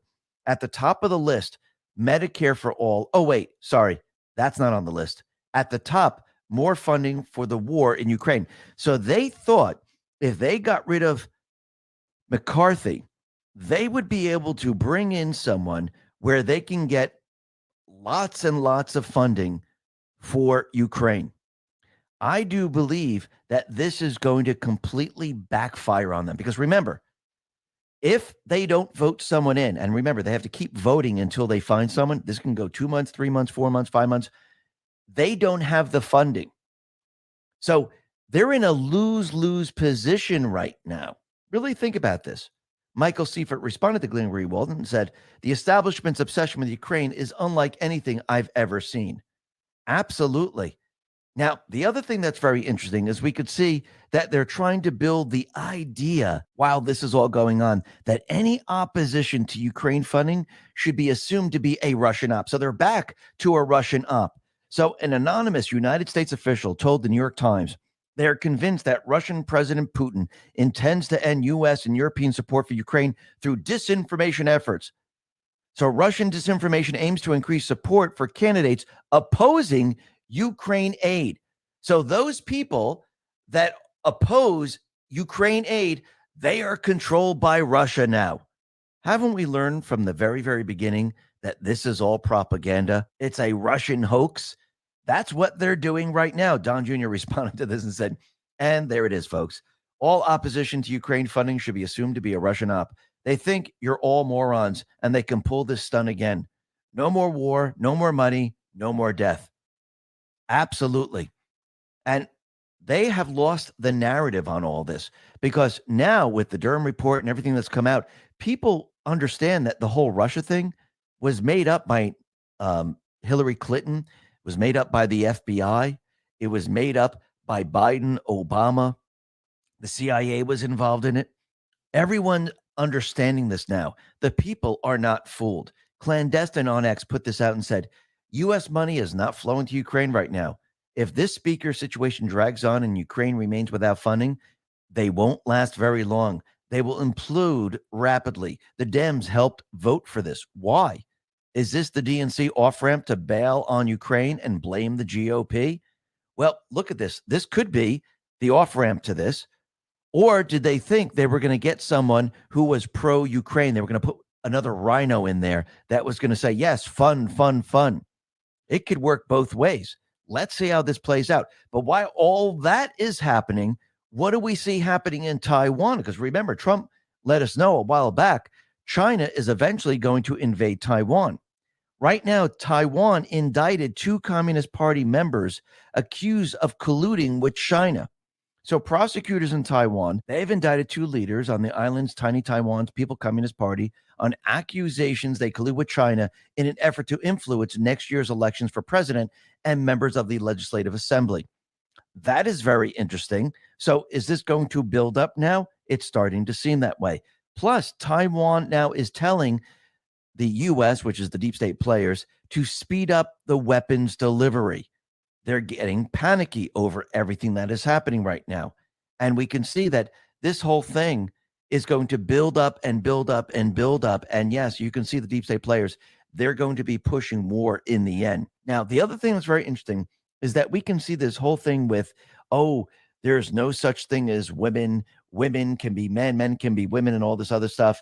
And you can see that this is now backfiring on them because what happened out in a tech conference is very, very interesting.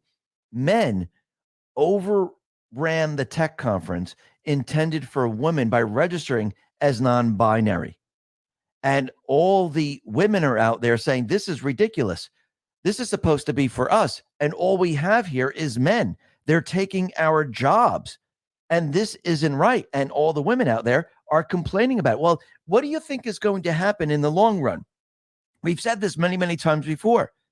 If we just accept this and we allow men onto women's sports, there will be no more women in women's sports. If we allow men to dress up like women, there'll be no more women in the workplace because they will always select the trans people.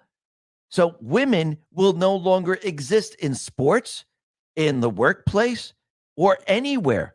They're trying to eradicate women, and women, they should be out there picketing, protesting, saying absolutely not. But we could see that the people are starting to wake up now. They're seeing, holy crap, if we allow this and we just allow people to say they're non-binary and they come in as men, but say they're women, they're going to take all our jobs and we're going to have nothing. And that's exactly what's happening. Now, the other thing that's very interesting is that a court in Wisconsin has ruled against a school in a huge case in which parents sued the Kettle Moraine district for setting up a secret process to give their children gender appropriate names and pronouns and conceal that action from parents. So they tried to do this and the parents fought back, and they fought back really hard. The ruling was from the Waukesha County Circuit Court and said Kettle Moraine School District violated parents' constitutional rights to raise their own children by allowing minor students to change gender identity at school without parental consent, and even over their objection. The people are fighting back. The people are saying, no, we are not going to have this. And we need the country to fight back. Now, remember, the country wouldn't be fighting back if they weren't awake, if they weren't seeing all this. And this is why I do believe Trump, the Patriots, needed to bring everyone down this path, because he needed, not just him himself, he needed them to feel safe. He needed them to feel like they were in control so they would come out of the shadows and show us their true agenda. And that's exactly what you're seeing, because without seeing the true agenda, how do you fight back against their agenda? You cannot. It will not work. Now, the other thing that's very interesting, and this is happening with January 6th, it looks like numerous defense attorneys representing January 6th defendants are perplexed in discovering that potential jurors are being recalled or recycled. On September 5th, a day after Labor Day, defense attorneys discovered their potential jury pool consisted of jurors who were excused the week before. And the attorneys are saying, and this is coming from Stephen Metcalf, I have never seen this in all my years of practicing law. I've never seen jurors being brought back in, recycling them.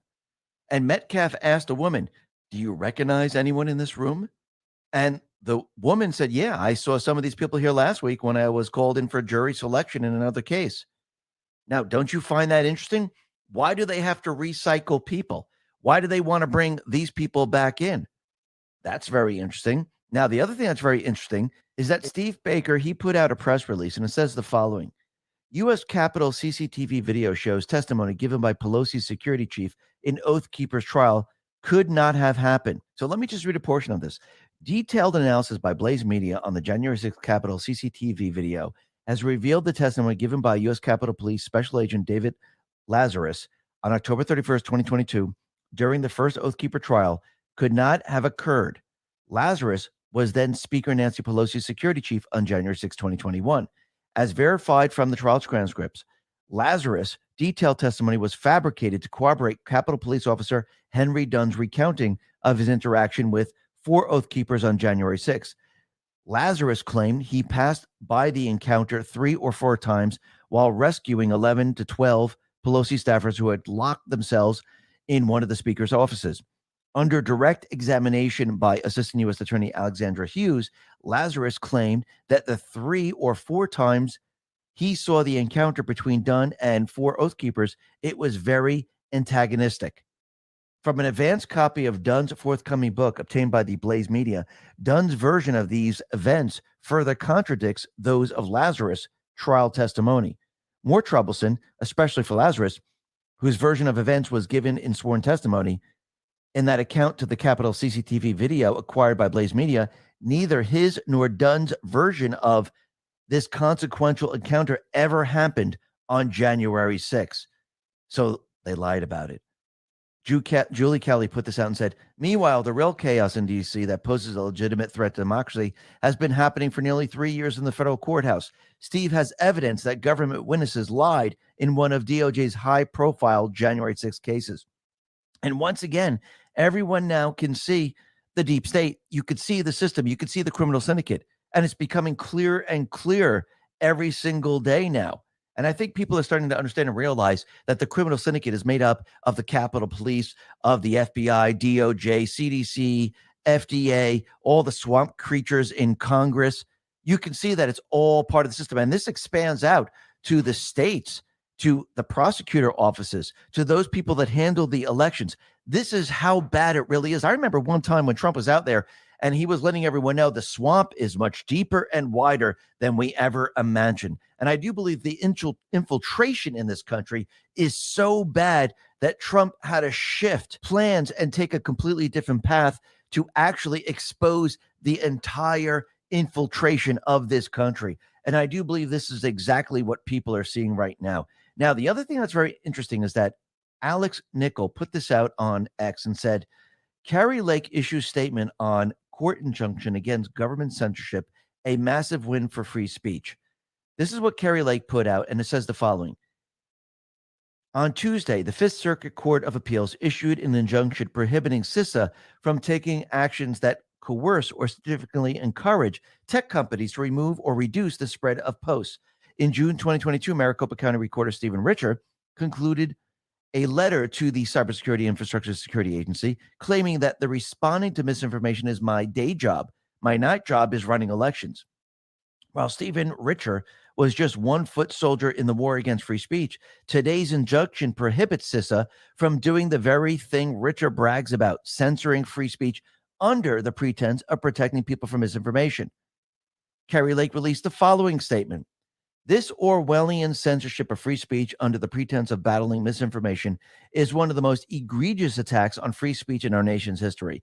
I'm encouraged to see this judge intercede on behalf of the First Amendment, free discourse, and fair elections.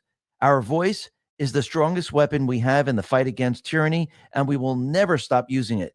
This is a massive win for free speech. Now, it also looks like Kari Lake is going to be making an announcement on October 10th.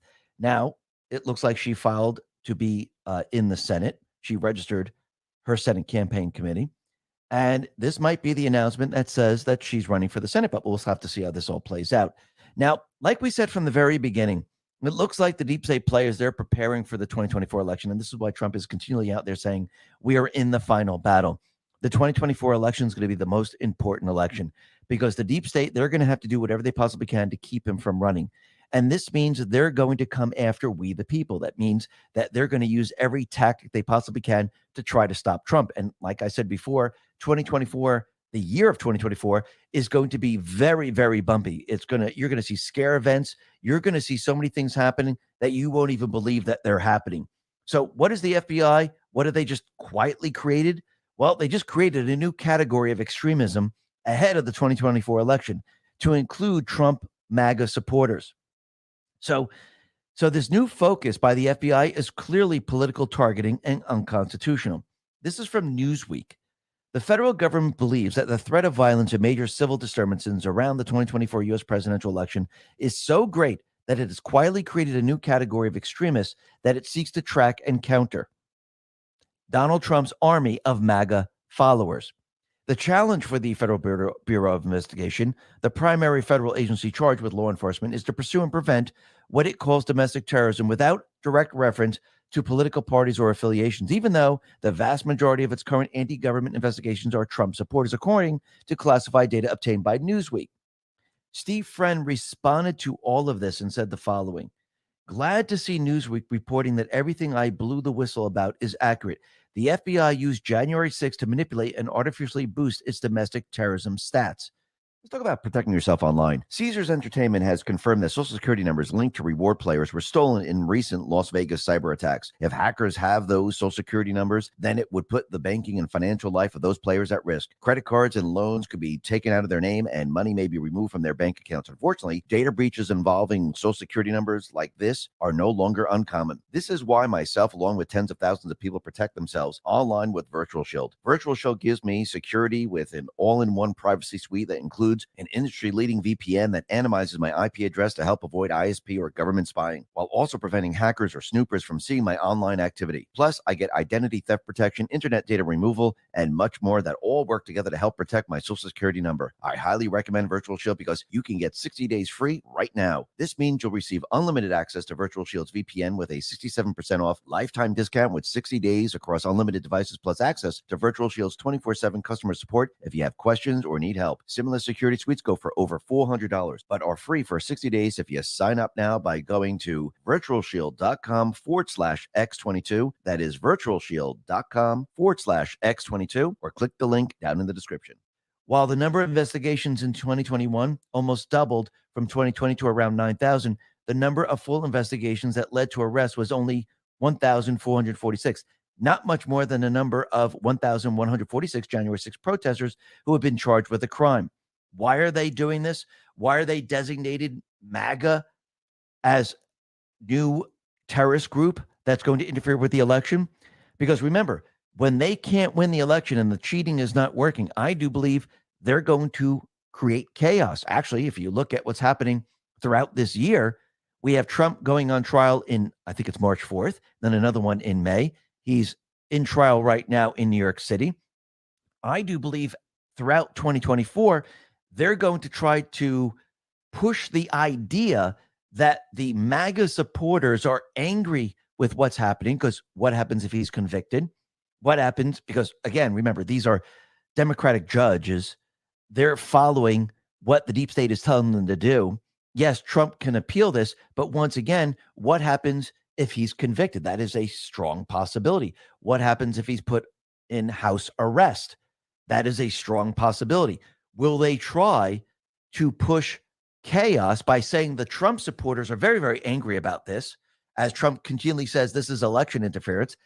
And will they try to push their chaos by using Antifa, the illegals, criminals, dressed up as Trump supporters and have them riot? And hopefully what they really want is the actual Trump supporters to join in.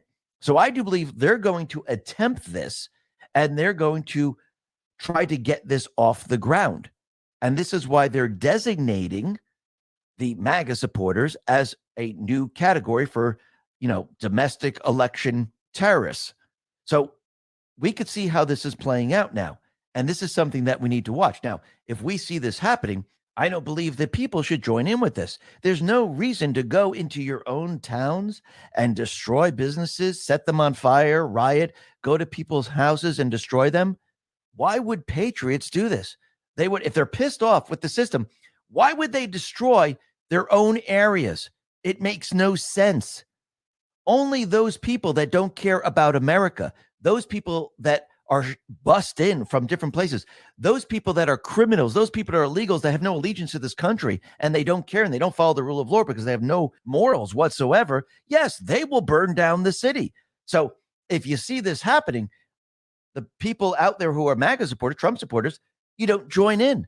Let them do it. Let everyone watch this and let it be proven that it's not the Trump supporters, which I do believe is going to happen in the end. And remember, I do believe these people could be rounded up very, very easily. Now, I do believe they're going to try to do this during probably the spring and summer, like they did last 2020. And they're going to try to kick this off the ground. Now, the other thing that's very interesting is we can see there's a lot going on with the House right now. The House right now has a temporary speaker, which is Patrick McHenry. We'll be talking about him in just a little sec. And they're going to be voting on a new speaker. But before we get to that, Charlie Kirk put this out and said, the press wants you to think the only story in Washington is a fight amongst Republicans. But over the past 10 days, the Democratic chair of the Foreign Affairs Committee was charged with taking bribes from a foreign country. The D.C. Attorney General has sent subpoenas to Democratic dark money giant Arabella Advisors over possible illegal activity. A House Democrat stalled a House proceeding by pulling a fire alarm, a felony. Biden's envoy to Iran was outed as Iranian spy. Gavin Newsom appointed Maryland to be California's senator. Hunter Biden pleaded not guilty to a felony gun charge. Hunter was also caught listing his dad's home address as the beneficiary on a wire transfer from communist China.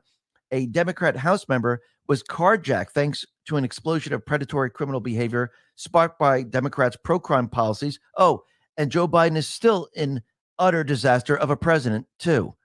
And think about all these things that have been happening. And they're trying to say, oh, the House thing, that's the most important thing. Well, what's very interesting is that Patrick Kenny right now, he is the temporary speaker. And he has ordered Speaker Emirata Nancy Pelosi to vacate her office. And it looks like the people came in and they started to pack up her stuff. And it looks like Hakeem Jeffries, he was involved in that. They were wheeling a TV out of there and the locks were changed.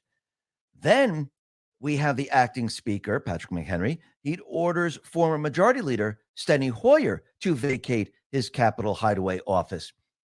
To me, it seems like the Patriots are cleaning house right now. Think about it. We have an acting speaker right now who's temporary doing all of this. That's very interesting. DC Drano put this out and said the following. I think the only reason McCarthy allowed Pelosi to keep the Speaker Hideaway's office is because she had leverage on him. She either knew of potential affairs or his dirty deals with Sequoia Capital and said, you work for me now. Think about that. We took the House, but Pelosi still kept the Speaker's office. McCarthy was working for Pelosi the entire time. That's why nothing got done except performative theater. That is completely insane. But think about the acting speaker right now. We've seen this before. We saw the acting attorney general. Does this give him abilities? Does this give him leverage to do certain things? I do believe so. We'll be talking about that in just a sec. But let me just go back to post 4620. Remember, we're watching infiltration all over the place. And this is July 31st, 2020. It says infiltration in brackets. Only those who can be controlled via blackmail or like beliefs were installed in critical leadership positions across all political and non-political control and command positions. CCP. CCP necessary to ensure protective blanket insurance. Traitors everywhere. And right now we have an acting speaker, and certain things are completely shut down right now because the acting speaker can't do a lot of the things that the elected speaker can do, which means that things aren't going to happen, like the funding for Ukraine, other bills that have to be passed, but he can do certain functions within the office. And this is what it says when you go and look at the office of the speaker rules. It says the following. When the office of speaker is vacant, the member acting as speaker pro tempore under Rule 1, Section 8B may exercise such authorities of the office as may be necessary and appropriate pending the election of speaker or speaker pro tempore. The authority of a speaker pro tempore is to exercise certain powers depends on whether he is designated and approved or elected. The powers of the designated speaker pro tempore compared with those of an elected speaker pro tempore are relatively limited. Absent unanimous consent or specific House approval, a designated speaker pro tempore may not administer the oath of office to member-elect, announce appointments made by the speaker pursuant to Law 96-1, appoint conferees or make appointments of additional conferees, appoint member to attend a funeral, spread upon the journal a veto message from the president. By contrast, an elected speaker pro tempore may, for example, appoint conferees, administer the oath of office to a member-elect, and preside at a joint session of Congress. So right now, he is very, very limited in what he does. And what's very interesting about this is that he's an acting House Speaker. Trump, he put this out on Truth and said, why is it that Republicans are always fighting amongst themselves? Why aren't they fighting the radical left Democrats who are destroying our country? So really think about what he just said here. Why are Republicans always fighting against themselves? Well, are they fighting against themselves or are they part of the uniparty? Because now we're going to see the Patriots come together and fight against the Democratic Party. in the past, the rhinos, they were never going to fight against the Democratic Party because they're all part of the same system. And it always needed to look like that the Republicans were always fighting against each other. Now we're going to have the Patriots working together, and people are going to see very, very clearly who the rhinos are. They already know who the D's are, and the people are going to see the infiltration. It's going to be clear as day. But think about the acting House Speaker right now, because that reminds me of Post 2462, November 9, 2018. A couple lines down, it says, shadow players are the deadliest, stealth. What is the advantage of having a temp acting in leadership positions? The person's only there temporarily. They can throw Nancy Pelosi out of the office. They can throw other people out of the office. They can do certain things that the elected House Speaker normally wouldn't do. And it looks like he is cleaning house. And it looks like Trump is all for Patrick Henry. Let's go back in time to February 14, 2020. Trump, he put this out on X and said, the greatest name in politics, Patrick McHenry campaign from the great state of North Carolina, is a conservative fighter and a true leader who always supports MAGA agenda. Patrick has my complete and total endorsement. Then we have theweek.com. They put out an article and it says Donald Trump wishes his name was Patrick McHenry. And that was back in 2018. So really think about this. Trump is all for him.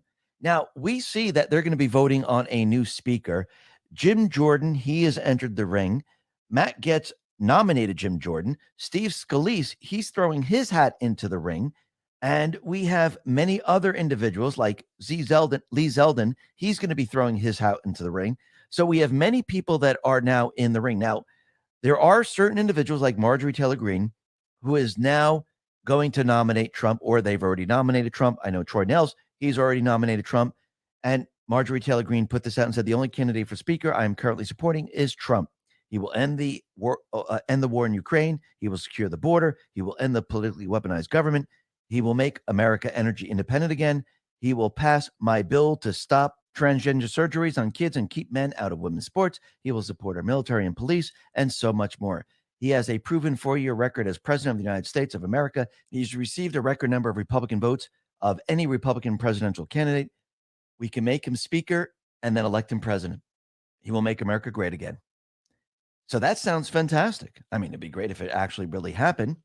DC Drano said the following: if Trump was speaker, he'd be able to subpoena the DOJ crooks persecuting him. He cut off funding for the FBI that raided his house. He'd impeach Joe Biden. He cut off Ukraine funding. He'd impeach Mayorkas, Garland, and Wray. He'd be the most powerful man in America. Now, let's really think about this for a second. Let's say that Trump, he gets elected into the position as House Speaker. That means he would need the D's and he would need the rhinos to all vote for him. But let's say this happens. And now he's the House Speaker.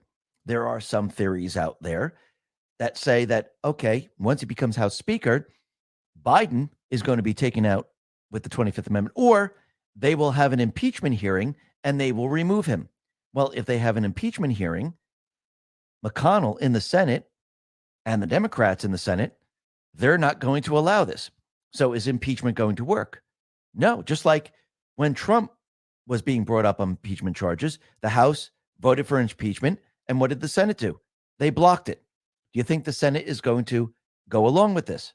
Most likely not. So I don't believe that he'll be able to be impeached. So let's say the evidence continually pours out against Biden and Trump is the House Speaker, and they take him out with the 25th Amendment, which means Kamala Harris becomes the acting president. Now, remember, Trump is third in line here. So if Kamala Harris is the acting president, she might run into problems because, once again, she has a birth status problem because I don't believe her parents were actually born here in the United States, which means she's going to have a little difficult becoming president. And I do believe that evidence would come out, or maybe some other type of evidence will come out that will remove her. Trump is third in line. He goes right into being president. It sounds good. It sounds amazing. I mean, if it all works, that would be great. But are the optics good? Is this what Trump has been planning for? Because remember, this is a sideway into being president. The people didn't put him there. Yes, they put him there in 2020. But again, he needs the people to vote for him to say, we want you. I think he wants the deep state to see, look, I have the country with me. I have the country. I'm going after you. Doing it this way, I don't know if the optics are going to look that great. Plus, it's going to look like Trump now is going after Biden, and they put him in there on purpose because Biden is coming after him. And the people of this country, all they'll see is that. Now, if you look at what Trump has been doing, hasn't he been the victim the entire time? Hasn't he had the people on his side? Hasn't he been showing how they've been attacking him? I do believe so. So, yes, Trump, he could block the funding for Ukraine. Yes, he could vote to secure the border, pretty much reverse everything Biden is doing. It sounds great. But another person can actually do all of this. Because remember, even if he's the House Speaker, and yes, they vote on all of this, it still has to go through the Senate, doesn't it? Will the Senate pass everything? Will they reverse everything? I don't think so. And think about the world, the way the world is going to see this. And the people, how are they going to react? Are the optics really that great for this? I mean, yes, it would be incredible. It would be great to see Trump as Speaker of the House. But remember, he's running for president. He's the president of the United States. Going to be the House Speaker, I don't know if that is going to benefit him in any way. So Trump, he decided to put out on Truth, him with a gavel, looking like he's the Speaker of the House. Is he trolling all of these individuals? It's starting to look that way. But there is one major problem of him becoming Speaker of the House, is that the Republican rules will not allow him to be the Speaker. And if you look at the conference rules of the 118th Congress, it says the following: a member of the Republican leadership shall step aside if indicted for a felony for which a sentence of 2 or more years imprisonment may be imposed. So Trump has 91 criminal counts pending against his 4 indictments, with potential penalties totaling 400 years. So he already has indictments against him, which means I don't think he can be Speaker at this time, unless they go ahead and they change the rules. They might do that. But the reporters were asking him, listen, people are saying that they want you as a Speaker. Will you be the Speaker of the House? Now, he never said yes. He did say that I will do whatever I need to do to help the Republican Party. But he also said, I am running for president. I'm in the lead right now. And there are many good people in Congress that can do the job. Take a listen. A lot of people have been calling me that, Speaker. All I can say is we'll do whatever is best for the country and for the Republican Party. There's a lot of people. I just want to say we have some great people. Would you take the job? A lot of people have asked me about it. I'm focused. We're leading. I don't know you. I'm sure you don't read too much in the papers. But we're leading by like 50 points for president. My focus is totally on that. If I can help them during the process, I would do it. But we have some great people in the Republican Party that could do. So to me, yes, if he could be Speaker, I guess he would, and they vote him in, they would do it. But he's letting everyone know that he's running for president. He has a very big lead, and there's plenty of people in Congress. I think the people in Congress, the fighters there, they were able to push McCarthy out. They should be able to elect someone that will push the party forward and fight the uniparty. So let's review what happened here. Republicans took the House. They needed a Speaker, and the only choice was McCarthy. This is in the very, very beginning. I believe Trump was behind this, knowing that he was being blackmailed. Nancy Pelosi was controlling him, but he needed a placeholder. He needed someone. So McCarthy came in. He made a couple of promises, and as time went on, McCarthy never fulfilled those promises. And I do believe this is an exercise of fighting the uniparty, having those patriots say enough is enough. You promised these things, you haven't done them, and now we're going to remove you. Because in the past, a lot of these politicians made promises. What did they do? They did nothing. What are the people watching right now? The people are watching those individuals say, listen, you promised this. This is why we allowed you to be Speaker. You went back on your promise. So here are the consequences. We are going to vote you out. This is a republic. Otherwise, it's nothing will change. And I think Trump, the Patriots, needed people to see this. So I believe what happened here is the Patriots actually tricked the D's. They thought this was their chance to have chaos. They thought, oh, great, we're going to put someone in that's going to be continually funding Ukraine. We're going to put someone in that's going to be great. With the country watching this, they're going to see the Republican Party is in complete and utter chaos. I think what the Patriots are seeing, and the people of this country, they're seeing, wow, these people, they're fighting back. They said, listen, if you don't do these things, we're going to remove you. And they just did that. They went ahead and they said, you're out.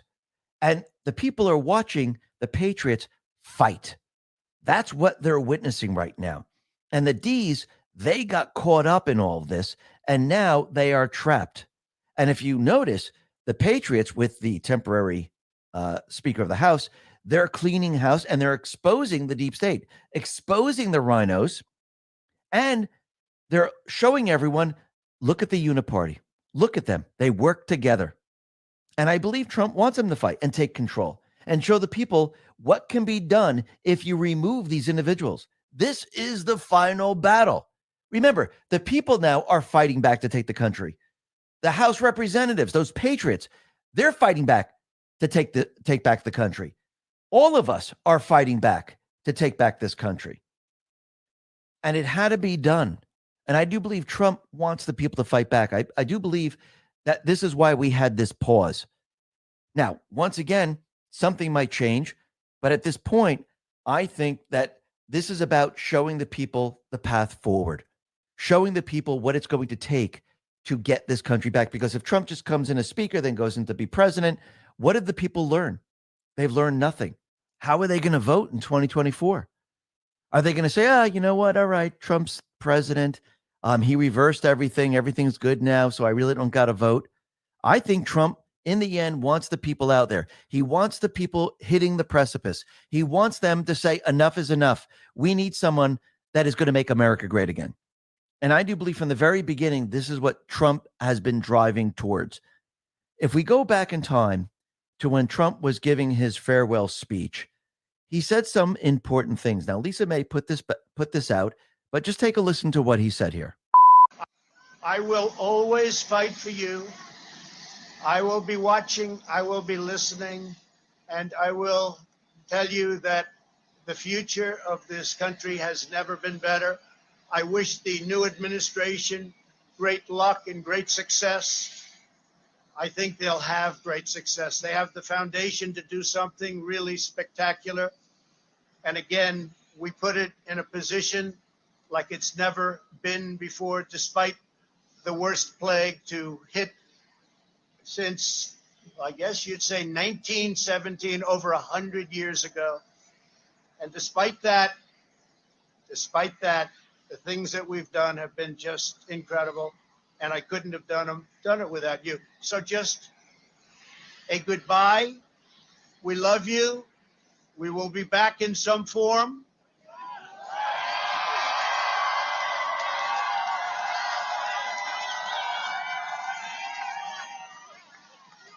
And again, I want to I want to thank our Vice President, Mike Pence, and Karen.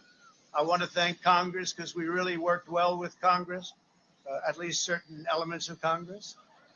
But we really did. We've gotten so much done that nobody thought would be possible. But I do want to thank Congress. And I want to thank all of the great people of Washington, D.C., all of the people that we worked with to put this miracle together. So have a good life. We will see you soon. Thank you. Thank you very much. Now, if you really listen to him, he said, we set everything up. Everything is on track. Everything is good. And the next administration should do fine because we set them on a good path. All they got to do is keep doing what we have set out. And he knew that they weren't going to do this. Remember, he set them up. He knew that they were going to reverse everything. And the people were going to see this. And I do believe this is why Trump needed the pause. Because remember, Trump right now is in his second term. I do believe that he is the commander in chief. And I do believe that he needed to expose the deep state. He needed to expose all these people so the people have the will to change things. And the only way to do this is to show the people. And as we get closer and closer to 2024, that people are going to see the deep state and how they're pushing them into an economic catastrophe, how they're pushing them into war, how they're continually pushing their agenda, and the people are going to say enough is enough as we approach 2024. And I do believe this is why the FBI is out there letting everyone know, ooh, these MAGA supporters, they're going to be terrorists during the 2024 election. They're panicking. Now, what's very interesting is today we got the National Alert Test. I think a lot of people got it on their phone. This is the test of the National Wireless Emergency Alert System. And I do believe they were testing. Now, no one's heads exploded. Nothing was activated. The planets didn't collide, because I do believe that this was just a test of the system for what is about to happen later on. Remember, this is about information. The test was to make sure that it was completely operational. If we're going to have something happen in this country, like an act of war, Trump, the good guys, they want the ability to communicate and bypass the news later on. And this is about sharing information so people understand what is going on here. But what's very interesting about this is that Russia, they actually had their test, their public warning system, on the same exact day. Coincidence? Maybe, maybe not. But this reminds me of a couple of posts. This is post 34, and I'm going to read down below. This is November 1st, 2017. It says, "We will be initiating the emergency broadcast system during the time in an effort to provide a direct message, avoiding the fake news, to all citizens, organizations, and or people that wish to do us harm during this time will be met with swift fury. Certain laws have been pre-lifted to provide our great military the necessary authority to handle and conduct these operations at home and abroad." So that brings us back to the Posse Comitatus Act. That brings us back to the insurrection on November 3rd. And on January 6th, it wasn't the Trump supporters that had the insurrection. It was the deep state players. And the exception to the Posse Comitatus Act is an insurrection. So certain laws have been pre-lifted. Has this law been pre-lifted? Yes, it has. How will they introduce the military back into the mix? I do believe that's the attack with war. Because remember, Trump said, if you elect me, I can actually negotiate peace in 24 hours.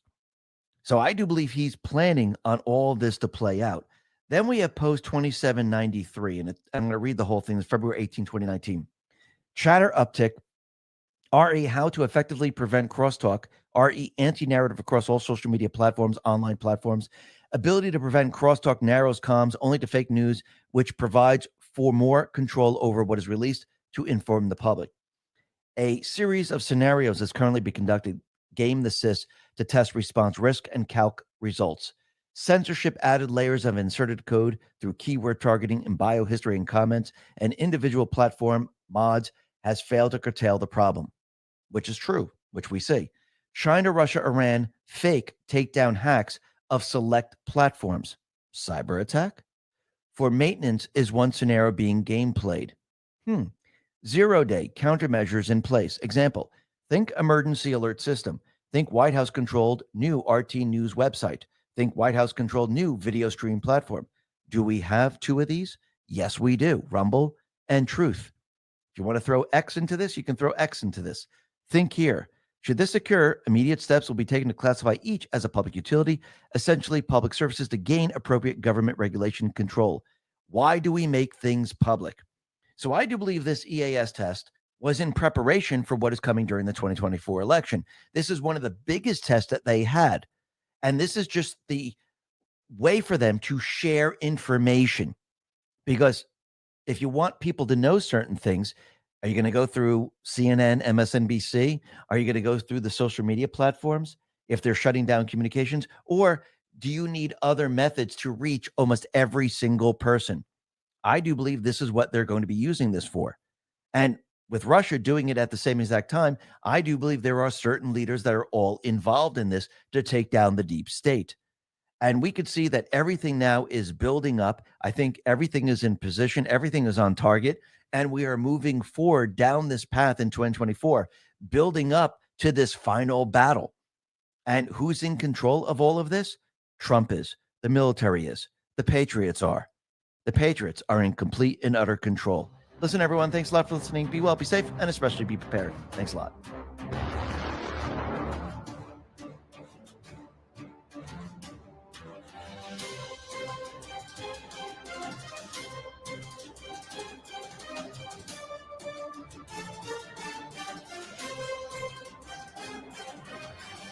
All right. And that was the X22 from 3 o'clock this afternoon. Yesterday afternoon, I should say, because it's 1:06 a.m. All right. Our next stop is surprisingly, as I stated before, LT has never posted a video in the middle of the night, ever. Okay. I've been following him since day one here on YouTube. Followed him for almost, I would say almost 2 years before he was kicked off of YouTube. And then after that, followed him every place that he went to. And primarily through the And We Know website, which is andweknow.com, or patriotlight.com is the other site that they use now as well, to just get more news out to people. I want to let people know, I don't know if anybody noticed the last couple of podcasts that I've done. I haven't played anything by Nino. Well, you know, there's a certain point where I just I have to turn I just have to turn somebody off. So I won't be playing much of his content anymore. If you're given a tidbit of something, not getting the whole picture, and then you have to turn around and pay to go onto somebody's site in order to get that information, sorry, then it's all about the Benjamins, and I just can't go there. Not only that, but they're just there's way too many CIA people involved in the podcast now, and you know, and I have this pure belief: once you're CIA, you're always CIA. You never disassociate yourself. There's only two things that are pretty much for life. That is the CIA and the mob, the mafia. Okay. So yeah, I can't go there. I just can't do it. Yeah. So, even though he's had some great interviews with some great patriots and everything else, I can no longer play his stuff. It's just, it's ridiculous. Not only that, but we spend the first 12 minutes just listening to advertisements. Now, I know that everybody else runs ads and everything else too. I try to play through them out of respect for them, because I am playing their content on here. But 12 minutes of self-advertisement, that's just a little bit ridiculous to me, and stuff. So sorry, can't do it anymore. I just and I'm not gonna spend the money. It was I paid for a year of his service. This was about a year and a half ago. I paid for a year of his service. Then the service went down and I had to resubscribe again. Well, they charged my card for an entire year under that account, but I was never able to access that card account again. And so I had to open a new one and was charged for another year. Nobody wanted to compensate me for that. So, or refund my money for the account that got, that was somehow lost in the process there. So basically, as far as I'm concerned, he owes me a whole year's worth of subscription. And if you ain't giving me my money back, and you took that, then sorry, see you later. Bye. I'm just not doing it anymore. So, okay, let's get this. And we know, here we go.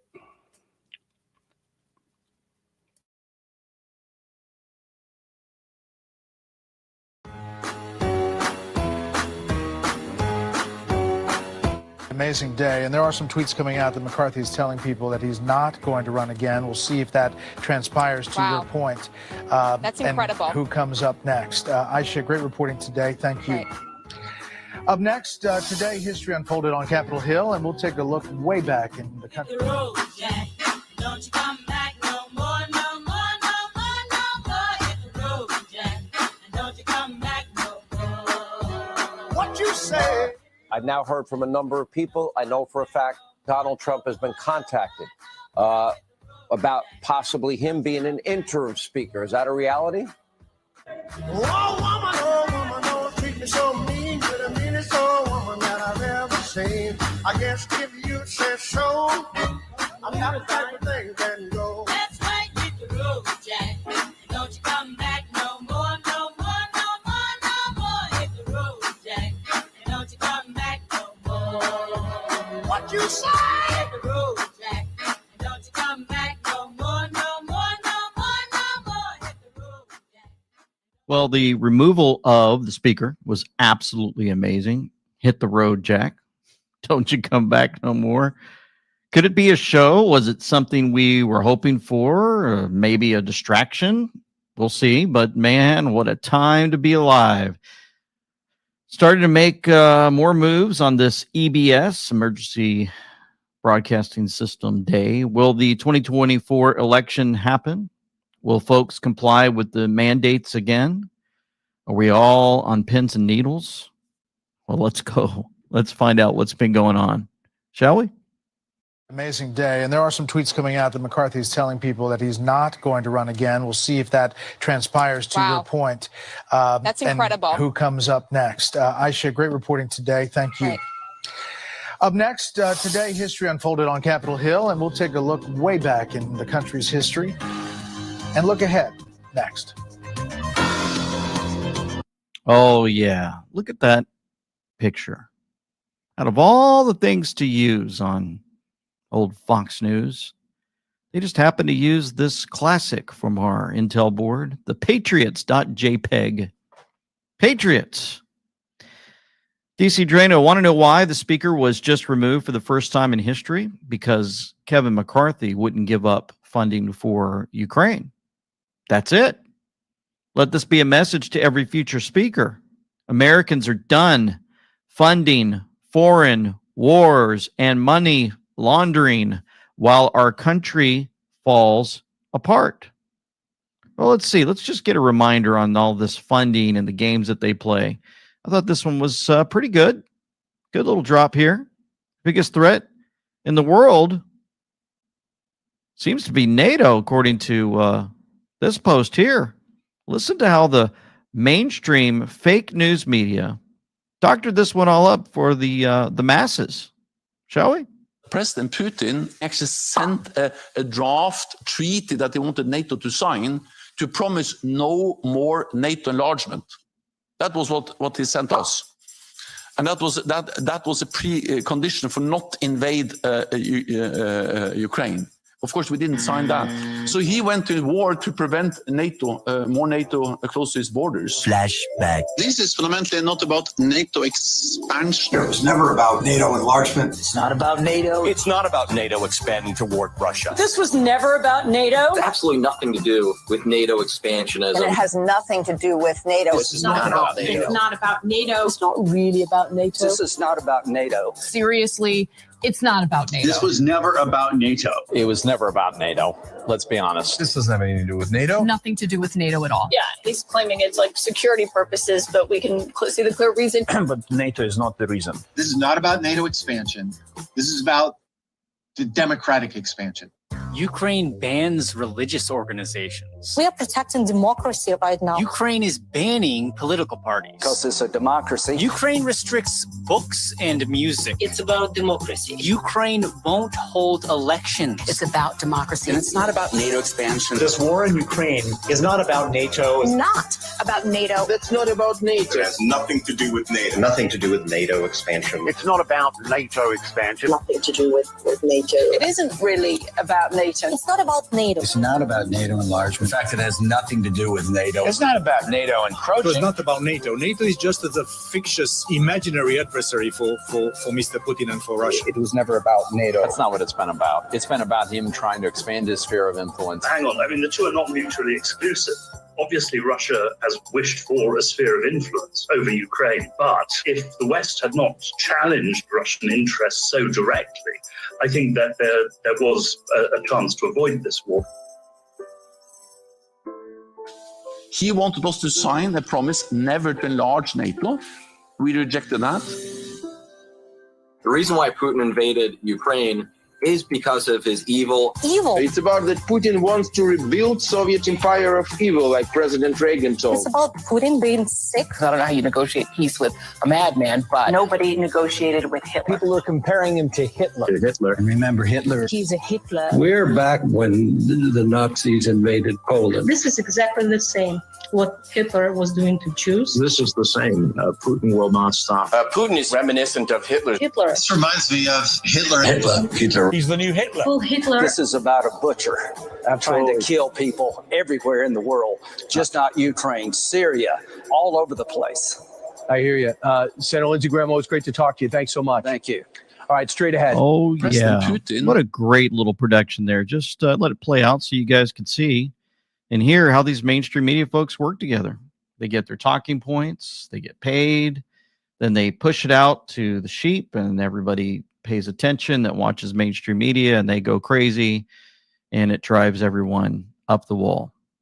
And then we have to spend our time trying to tell everyone that they're liars and show the proof that they're lying over and over again. And that's why we're here. It's to dispel a lot of the rumors. Well, speaking of that, since we have the EBS thing going on, and a lot of folks have been talking about it, said, there's got to be somebody out there sharing some stuff, kind of the way that I think. And I saw this from Ultra MJ Truth. Absolutely brilliant. Okay, let's talk the EBS, Emergency Broadcast System, or more accurately, the EAS, Emergency Alert System test that is happening. Supposed to cause a zombie apocalypse. Backup zombie apocalypse is 10/11. This post, I believe, summarizes why people think something is going to happen. And he covered it about a week ago. And you can go back and check this in the description box below. Family, I have to be real honest, says MJ Truth. I think it's silly that people are considering placing their phones in the microwave. I think it's even sillier that you're warning your loved ones of an impending zombie apocalypse. Yes, today's Delta, which was October 3rd, yesterday, does depict an emergency wireless test, but that Q post was about the presidential alert test in 2018. Also, why is everyone acting like this has been our first rodeo? Federal law, since passed in 2006, requires the systems be tested at least once every 3 years. The last nationwide test was August 11, 2021. Before that, as I said above, in 2018, the EBS, if there's any indication whatsoever in the drops on how it will be utilized, that would be the Intel board, the one that we like to go to. It's Q drop 34. Now, for you guys that don't like Q or don't like to talk about it, remember, the mainstream media likes to talk about it only in the negative form. They won't give you both sides. They're supposed to be unbiased in a way and start sharing both sides of the story. Nope. All they do is attack it. Why? Because it reveals who they really are. Fake news. Let's continue. Read it. Q drop 34. And we're going to go down and read it. If when EBS is issued, it will be used to bypass the mainstream media following certain circumstances. Listen, I don't know for sure something isn't going to happen. That'd be dumb for me to say, but I would bet that if something did happen, it won't be a zombie apocalypse. I believe there will be an EBS in the future, as stated, when certain actions are taken in Q34. But we ain't there, and definitely won't be pre-announced. I also believe in part that this is why Starlink, possibly Starshield, U.S. government, is in place where traditional means of comms may be compromised. And folks, I'm going to show you that in a moment what Starlink just put out. Oh, wow. The fear porn going into this is unbelievable. Don't feed it. Don't feed the fear. Do not fear. Who are we told by? God Almighty. Do not fear. Through Jesus Christ our Savior. Constantly, do not fear. Do not fear. Do not fear. Fear not. Once 10.3 comes and goes, consider why you came to those conclusions, who convinced you of it, and make some changes. There's a lot of things we don't understand, granted, but rational and logical thinking people are what's needed now more than ever. If this is my last message before we turn to zombies, remember, aim for the head and befriend anyone named Daryl with the crossbow. Oh, my goodness. And so here we are, just the little pic for you to see. This is what they're talking about. This October 3rd, 2018, 2320. Then you got a 5-year Delta wireless emergency alert. What a wonderful day. The new emergency alert system that lets Trump text you is explained, updated October 3rd, 2018. Okay, so you have a 5-year Delta. And then you've got that the Clearance Patriot, where we read this last video. Okay, the atmosphere within the country will unfortunately be divided as so many have fallen for the corrupt and evil narrative that has long been broadcast. We will be initiating the emergency broadcast system during this time in an effort to provide a direct message avoiding the fake news. Avoiding these guys. It's not about NATO. Avoiding those guys. So just want to make sure we got that one clear, and we don't live in fear, and we don't run after everything that pops in front of us just because we think we know or somebody said that they have this evidence before us. Okay? Just wanted to make sure we clear that up before we get into McCarthy. The video of Kevin McCarthy, if you haven't seen it yet, being removed as Speaker of the House. Yep, Wall Street Apes showed this, said bookmark this video on your Twitter sphere or save it because this is history being made. This is the first time ever a disgraced uniparty Speaker of the House has been removed. See you later, alligator. And then you have this North Carolina representative, Patrick McHenry, appointed Speaker pro tempore after Kevin McCarthy was ousted. And then he did something kind of strange. Right here, let's see. Let me move this video over and then play this and watch what he does. The relative caucus and conferences to meet and discuss the path forward. Accordingly, pursuant to Clause 12A of Rule 1, the chair declares the House in recess subject to the call of the chair. Boom. Some translating that he's angry because McCarthy's gone. I don't know. So look at both sides. Some say Uniparty Patrick. I hope North Carolina votes him out. Okay, I get it. But Joy Manarino says Kevin McCarthy never expelled Nancy Pelosi from her plush speaker's office. Did you guys know that? That she held on to for years. Never got rid of it. It was still there. They actually have pictures of it on the internet. Man, can I find that? Did I have that saved? I thought I had it somewhere. Let me see if I can find that somewhere. Pelosi office. Do we have a picture of that? Did anybody post anything or anything at all? Oh, well, people just keep posting raw news alerts. One of the first acting Speaker House, Patrick McHenry has ordered Nancy Pelosi to vacate her Capitol hideaway office by Wednesday. Whoa. He ordered Pelosi to vacate her office. Well, why didn't this happen 8 months ago? Was McCarthy working for Pelosi the entire time? So, again, just makes you wonder what in the world. Oh, there's the picture. The picture. Here's an image from the outside of the office at around 8 p.m. Pelosi. Look at that. They got a little thing. It's blocked off. Television, some bags. Oh, boy. This thing's getting heated up, folks. Woo, like to see him getting thrown down. Anyway, so then we head over to who should be the speaker. Some people probably wishing they could pull fire alarms. Kash Patel says, Scalise, Emmer, Pelosi, Schiff, or Nunes. Well, Nunes got 64.2%. Interesting that he threw some choices up there. Other folks were saying nominate Trump. That was trending on politics and political figures and Twitter. Kevin McCarthy will not be running again as Speaker, says Congressman Troy Nehls. I nominate Donald J. Trump for Speaker of the House. You don't say. Well, before I play this clip from Steve Bannon talking about the Speaker of the House, we probably need to think about our bodies and how we take care of them. Folks, I don't want to nag you about your diet, and I don't always eat healthy either. As a matter of fact, my wife caught me eating a whole bunch of chocolate the other day. Anyway, I'll share that the Mayo Clinic says if you want to help prevent heart disease, lower blood pressure and cholesterol, you got to eat 5 servings of fruits and vegetables every day. That's 5 servings. I don't, and you probably don't either.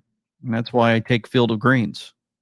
Yeah, I met with them, talked with them, went through this. I take it. I'm telling you, and like the others, each fruit and each vegetable in Field of Greens was medically selected by doctors to support your vital organs like heart, lungs, kidneys, and immune system. Field of Greens works fast. You'll feel better with more energy. I sure do. And you'll notice your skin, hair, and nails will start looking healthier too. If you don't always eat right and exercise, join me and take Field of Greens. So let's get started with 15% off your first order. Visit fieldofgreens.com in the description box below. Use promo code LT and you'll get 15% off. That's promo code LT at fieldofgreens.com. Here's the solution. You want to compromise in a coalition and to get the people paid and get on with the business and set up the committees. How about this? 100 days to save America. And in that 100 days, Donald J. Trump will be voted tonight or tomorrow to be Speaker of the House. And the Republicans say we're going to do it for 100 days. And in the 100 days, you get everything set up, all the investigations set up, and Trump begins the negotiations now. Not when they run out of money. They said, oh, the crisis is going to hit us in the summer or fall. Well, that's where they're out of cash, and they're going to put the gun to your head. We're out of cash. The full faith and credit got to do it. No, let's start it now. We know what this is about. You're not going to hide anymore, and you're not going to lie anymore, and you're not going to spin anymore.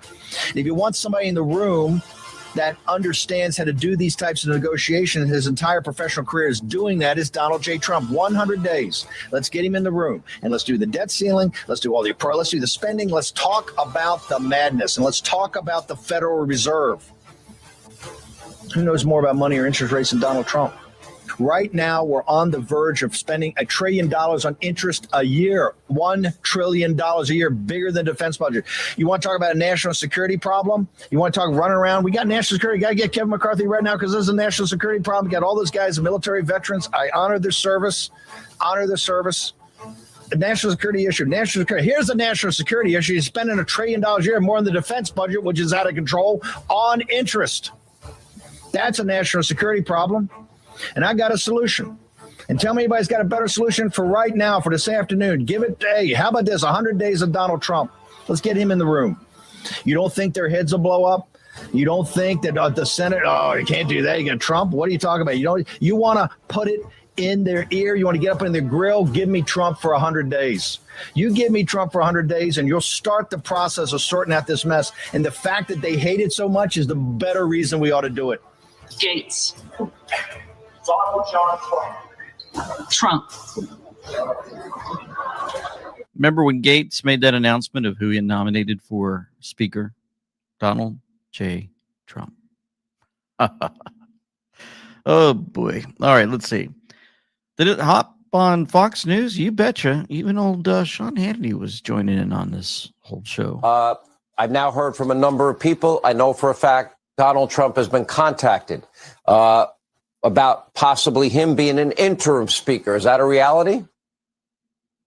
I don't know. He'd be great, but I want Donald Trump to be the next president of the United States. If he wants to be speaker, well, great. He still, but, well, I want him to be president of the United States. President. He's still going to be running for president. Right. That's where we need him, is at 1600 Pennsylvania Avenue. If he wants to be speaker, then that's fine too. Oh, my goodness. Lanny Lou Winters puts out this big dream for everyone. Trump becomes Speaker of the House. Trump presides over impeachment of Joe Biden and Kamala Harris, who are then convicted and removed. And then Trump becomes el presidente. Oh, yeah. So we head over to We the Kingdom, putting out this one. Anons be like, oh, don't want to hear from McCarthy, but then they smile when they see President Trump. Oh, yeah. And then you have the vacated, rejected by We the People by Felicia. Where'd that come from? Oh, yeah. Well, we got the September 13th, 2020 drop. Did Kevin set his alarm? September 14th to 18th and 21 through 25, track and follow the events. Future of our republic is at stake. Way forward. Boom. The Mickey clock, 10 and 2. Remember that? Motion to vacate filed on 10/2, October 2nd. Alarm clock went off. Time is up. And that happened to come from God is in Charge on the Twitter sphere. Good job there. And then also, MJ Truth, another one. Everyone's losing their mind over McCarthy. I'm just enjoying the ride. I slipped in mind. He didn't actually say that. He put a different word in. But all I'm saying is things aren't always what they seem. There is an undeniable conclusion that we should all have come to by now. Number one, Trump is either playing us all and he's in the club, or number two, through God, Trump and our military are in complete control, and this is an operation to wake people up. By the look of things, I have faith in number two. Why? Never have we been more aware, more engaged, more passionate about saving this country and more connected to each other. Something is happening. It's interesting as I read that part right there, right here. More connected to each other, saving the country, more aware, more engaged. We had our AUK fellow meeting today on, it was a Zoom call, I believe. My son put it all together, and we had several in there. It was so good to have questions and just people sharing their thoughts and how they came to know or come to the truther movement, etc., and more. And one of those folks was from Maine, just absolutely wonderful, everybody. But one of them said that they traveled across America, and I did too this summer. We traveled with our family throughout from south to north across the entire.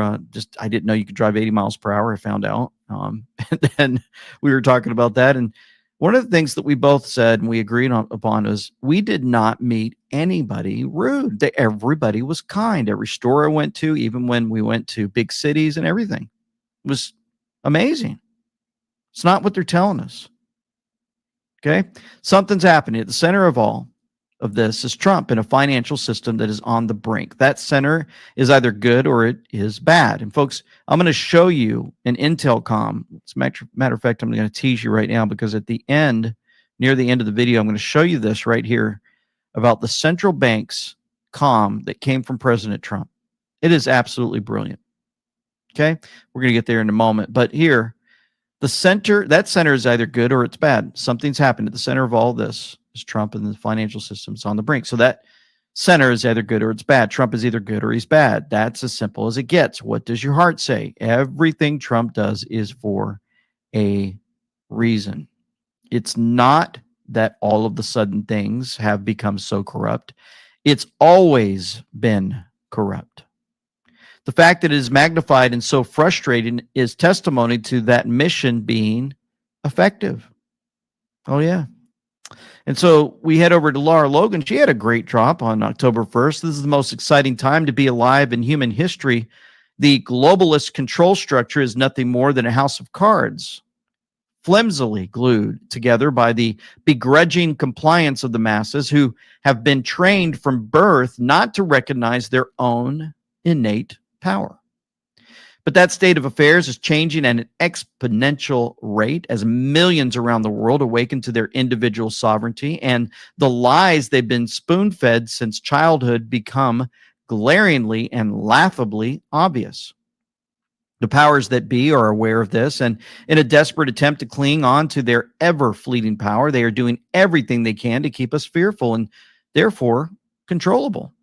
But the more desperate they get, the more obvious their manipulation becomes, and the faster it awakens even more people. It's lose-lose for the globalists. They are doomed to failure, whatever they do, but they won't go down without a fight. And that's what we've been talking about. There is a fight going on. There's still those out there lingering that they need to deal with. Strap yourselves in. We're in for a bumpy ride, but we're going to win in the end, so live fearlessly. Remember, do not fear. As soon as we withdraw our consent and our compliance in large enough numbers, the whole house of cards will tumble to the ground, devoid of what held it together in the first place. And then we can begin to build something better.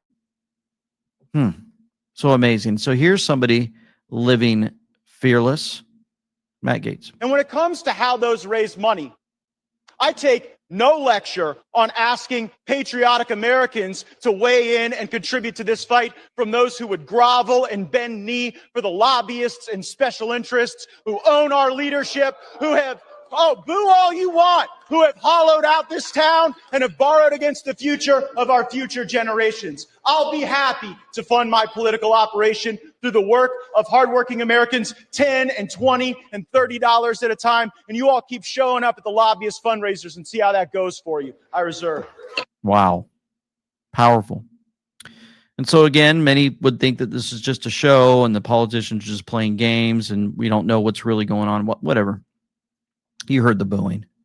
These folks love what they're doing. They love sitting in their power and just pushing it down on we the people. There's very few that are standing for us. Very, very few. As a matter of fact, I I promised to look into this, but I just want to give this a quick notice. Another person we talked to today from Wyoming says that the Bureau of Land Management under Hageman actually voted too on this. They're basically taking land, acres and acres of land, and it's causing all kinds of problems there in Wyoming. So I hope to look that up and talk about it later on. But this is the kind of stuff we're dealing with, is when they make these votes and these folks they voted in, like Hageman, to get rid of the rhinos, all of a sudden they're voting just like the rhinos, and they get so disappointed and hurt. And that's why we have to continue to take notice and fight locally everywhere that we're located. Also, by the way, I told you I was going to tell you about the Starlink thing. Jack Straw said, here's verification of Starlink changes, same time as the FEMA FCC emergency nationwide alert. Maybe this is what we're missing, timing. FEMA and FCC plan nationwide emergency alert test for October 4th, 2023. Starlink launches V2 mini satellites with space lasers October 3rd, 2023. Data transfers between satellites and the constellation can now reach speeds of 100 gigabytes. Whew, that's a lot without involving ground stations. So there it is, the picture on the right. On October 4th, between 1 p.m. and 2:10 p.m. Eastern Standard Time, a transition will be made on phones, internet, and TV to the new Starlink satellite system. We won't have service during that time. The service will come up around 2:10 p.m. and will be a much faster internet and phone service. Wow. The timing is just amazing. Huh.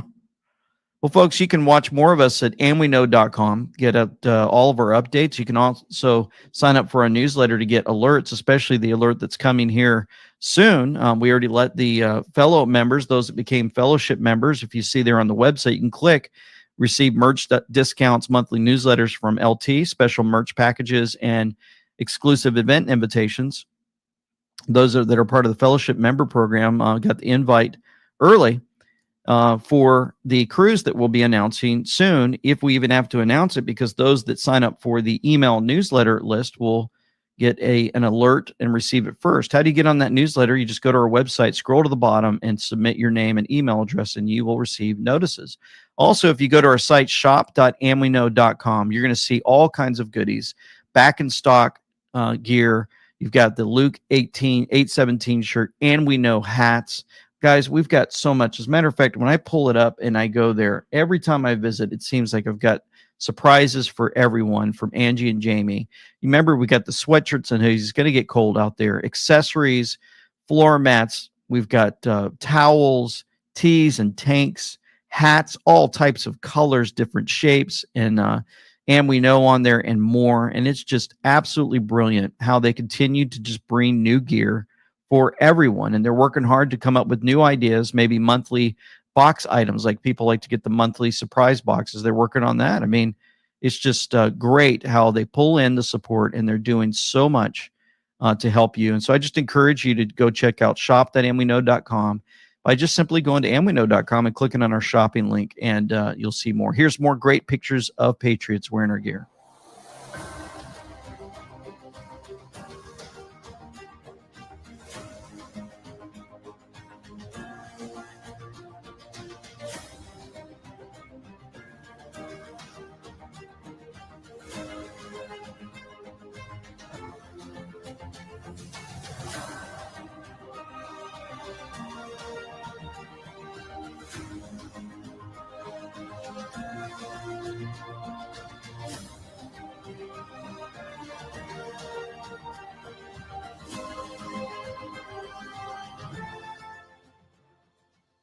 On this vote, the yeas are 216, the nays are 210. The resolution is adopted. Without objection, the motion to reconsider is laid on the table. The office of Speaker of the House of the United States House of Representatives is hereby declared vacant. So Scotty Films always puts these together and captures a lot of the things that I don't catch, and it's just a great work putting a video together, some scrolling stuff, and good intros and more. Chuck Colesto said, breaking report, House Speaker, of course, McCarthy is purportedly blocking the subpoena for Hunter Biden. Here's another reason why he's gone, in case you guys are like, well, what happened? Why would McCarthy block this? He also supported the funding for Ukraine. Remember, why is it that Republicans are always fighting among themselves, says President Trump? Why aren't they fighting the radical left Democrats who are destroying our country? Newsweek, how Donald Trump could become Speaker of the House without running for office. Newsweek? Did they actually put out a headline like that? From Jenny Fink from December 9th, 2021. They've been talking about this. We've been talking about this for a long time. Oh, boy. And then you've got Republican Representative, remember Matt Gaetz of Florida reignited chatter of Trump becoming Speaker of the House. Republicans reclaimed the chamber in 2022 on Tuesday, telling reporters he's spoken with Trump about the possibility. Historically, the Speaker of the House has been a member of Congress, but the majority party can pick whoever they want. Wow. Whoever they want, just go out there and pick someone. So theoretically, Republicans could choose to put Trump in the Speaker's chair by a majority vote. However, Trump's been non-committal on the idea. It's possible he wouldn't even want it. Well, he's been talking a little different. Would you support President Trump as next Speaker of the House? Oh, you betcha we will. Donald Trump should be nominated to be Speaker of the House from Bobby Pitton. 92% from that vote agreed. Well, it's only 353 votes, not very many. But this is the most accurate court sketch of all time because nobody could have made it this far alone. And here's a sketch somebody did. And this is the same judge. And that sketch, in case you're listening in, would be President Trump sitting to what it would believe many people would think Jesus looks like. And Spook Blog says this is the same judge. Remember the judge that's going, I'll show you in a moment, video clip. As a matter of fact, that's at the 2:22 mark. We'll come back to that, and I'll show you the look on this judge's face in New York in case you missed this. Check this out, this video. And you also see Letitia just staring down President Trump. And he didn't even seem to be sure yet of the full implications. One thing that's clear is it's going to be appealed. We are seeing, I just wanted to flag to folks, this is that video from just moments ago inside court, a very quick shot. We're going to see if we can re-rack that and roll it back. The former president sitting there at the defense table along with his attorney. Yeah, it's a crazy judge. Weird looking thing going on there. Back to 222. We get back here. Same judge who was giggling on camera that you just saw in the courtroom. Contemptible behavior for a jurist in the courtroom. This clown should be arrested. And DC Inquirer said breaking berserk judge issues gag order, restricts Trump from talking about his anti-Trump staff. Also, a judge places gag order on real Donald Trump in civil fraud trial over truth. Social post calling out the principal clerk being Chuck Schumer's girlfriend. Oh, yeah. Schumer's girlfriend, Allison Greenfield, is running this case against me. How disgraceful. This case should be dismissed immediately, says President Trump. Why is Judge Erdogan's principal law clerk, Allison Greenfield, palling around with Chuck Schumer? And there's a picture of them together. Interesting. And now we'll play this clip from Ultra MAGA Party to kind of sum it all up for us. Here we go. The People's Court, August 1944. The first resistance trials begin. Hitler orders them filmed and shown to troops and civilians as a warning.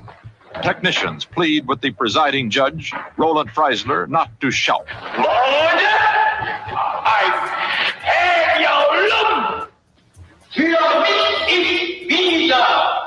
They cannot record the sound properly. Freisler, ex-Bolshevik, admirer of Wyszynski, is a rabid Nazi. The Gestapo has done everything to break the defendant. This isn't a real trial. This is a judge who's made up his mind. This is a show trial. And we don't live right now in places like New York City, in a place where the rule of law truly controls here. And so this judge decided to interject himself very purposefully into a presidential debate, into a presidential campaign right now. And so President Trump, recognizing that this is really what they're doing, is they're coming after him to try to keep him from getting elected president again. That's what this is all about. And as we look at this image of the judge, I've never seen anything more inappropriate in my life of this judge being, smiling like the cat that got the canary here, because his political wish has come true so far for this case. But this is a legally baseless order that he has already entered. We know what he's going to do after the fact. It's going to be more legally baseless arguments and decisions from this judge that I am confident that at the end of the day will be reversed. by the courts of appeal. And what we are saying is a total politically based case by a political attorney general in front of a political judge. It's a disgraceful trial put forward by an attorney general who's corrupt. We have murders going all over the city, all over the state at a record level. It's an epidemic, and we're wasting our time on this trial with a Democrat judge from the clubhouses. It's a disgrace. They ought to look for the murderers and the killers that are all over New York killing people, and the violent crime that's being committed in our city and our state is disgraceful. And we're going to be here for months with a judge that already made up his mind. It's ridiculous. He's a Democrat judge, he's an operative, and it's ridiculous. Other than that, things went very well. Other than that, things went very well. Love it when he puts his game face on. When he's serious and he knows I've had enough. And we got to take care of this and get it done. Folks are getting hurt out there. As a matter of fact, I don't know if you knew this, but sometimes we don't look at these things as coincidences. But, you know, North Dakota state senator, wife, 2 children killed in a plane crash in Utah. The same senator, Doug Larson, was killed in a plane crash. Earlier this year, Senator Larson spoke out in support of long-term health effects of mRNA vaccines and shared his story on the Senate floor. He spoke out in support of a bill to study the long-term health effects. And here's a clip that somebody put together of that. Here we go. When he explained what it was like to wake up in the hospital after being dead, and the doctor coming up and shaking his hand and saying, "You are the first person that I've ever gotten to shake the hand of that had suffered from cardiac death, instant cardiac death. Not arrest, but death." They spoke for a moment, and he said, I have one question for you. And he'd asked him if he'd ever been vaccinated, specifically to the COVID piece. It was an interesting conversation to have. A year prior to that happening, he had told me that he had no sympathy for the unvaccinated. We talked about that last night, and he said, I've always reserved the right to change my mind. So I think it's a good study. I think it's a good study. And you only think that this was just purely an accident. We were told on the Intel board that when planes crash, it's not what they think it is. A lot of times it's done. And it really breaks your heart when you hear about it. Kind of reminds me of one of the episodes of Madam President, one of the first seasons, I think, where they actually had somebody mess with one of the airplanes, and they did an investigation, found out what was going on. Will people run to this again? People will just say no in masses. Vincent Kennedy, among the heathen, said, I hope so, but they failed us last time. Kennedy said, many more realize it now. It all feels like a slow wake-up call for the normies, disclosing all the flaws for all to see. It seems like many are waking up to what's been happening, how this has been playing out. As a matter of fact, we had another 17-year-old dying moments after she's announced as the homecoming queen candidate. This is on, looks like October 4th, but it could be April 10th. Could have that backwards, probably April 10th. Anyway, this collapse on a football field in front of everybody, and they say they're not sure what it is. They say they call it a medical emergency. It's not clear what emergency it was, but sometimes we think it has to do with all of these things that they're doing to us with the jabs and more. And I got this from an amazing lawyer. We've shared them before, where you can wear these, you can actually wear around your wrist that you do not have to submit to remdesivir. I don't know if you guys remember that, but I put in the description box below so you can go back and visit and support all of their work for the lawsuits that they're filing. This Substack report, exclusive lawyer update, class action lawsuit filed against remdesivir manufacturer over alleged deceptive practices. Class action lawsuit again by Zachary Stieber, the company that manufactures remdesivir, used across the United States to treat COVID-19 has been hit with a class action lawsuit over allegations that deceptively promoted the drug without disclosing possible side effects. 2 California residents, one of whom is a relative of a person who died after receiving remdesivir, lodged this. And so my name is Jamie Schur, and I am one of the lawyers who filed the class action in Shasta County, California against Gilead Sciences Incorporated, maker of the lethal drug known as remdesivir indoor, remember, Veklury. Remember, they changed it. In case you didn't get through this entire Substack article, let me emphasize the most important point that I ever would like to make to everyone. Do not ever take these drugs, ever. I have practiced what I call happy law for my entire career, domestic adoptions. I generally do not like attorneys. I certainly never like to hire an attorney, but I loved being an adoption attorney. The COVID years have validated my feelings towards most attorneys, yet thankfully we managed to find a wonderful team of caring and highly moral attorneys to file what I believe to be one of the most important cases of this decade. Folks, I put the story in the description box below so that you can go to it, read it. Not only that, at the bottom, you can donate and help these folks out fighting these evil, giant, big pharma, trillionaire companies, probably trillionaires, probably what they are now. My father, Stan, was my best friend. In 2014, I watched a Florida hospital destroy, then kill my best friend. The hospital protocols, the lying doctors and nurses, the invasive biopsy of my father's heart, which was never sent out for testing. I could go on, but basically that devastating experience and the COVID pandemic deception was what led me to becoming one of the plaintiff's attorneys on this case. Our 2 lead plaintiffs live in Shasta County, California. Gilead is located in California. California has wonderful consumer protection laws. Deborah Fuss lost her husband, the love of her life, to the use of remdesivir on her husband against both his and her wishes.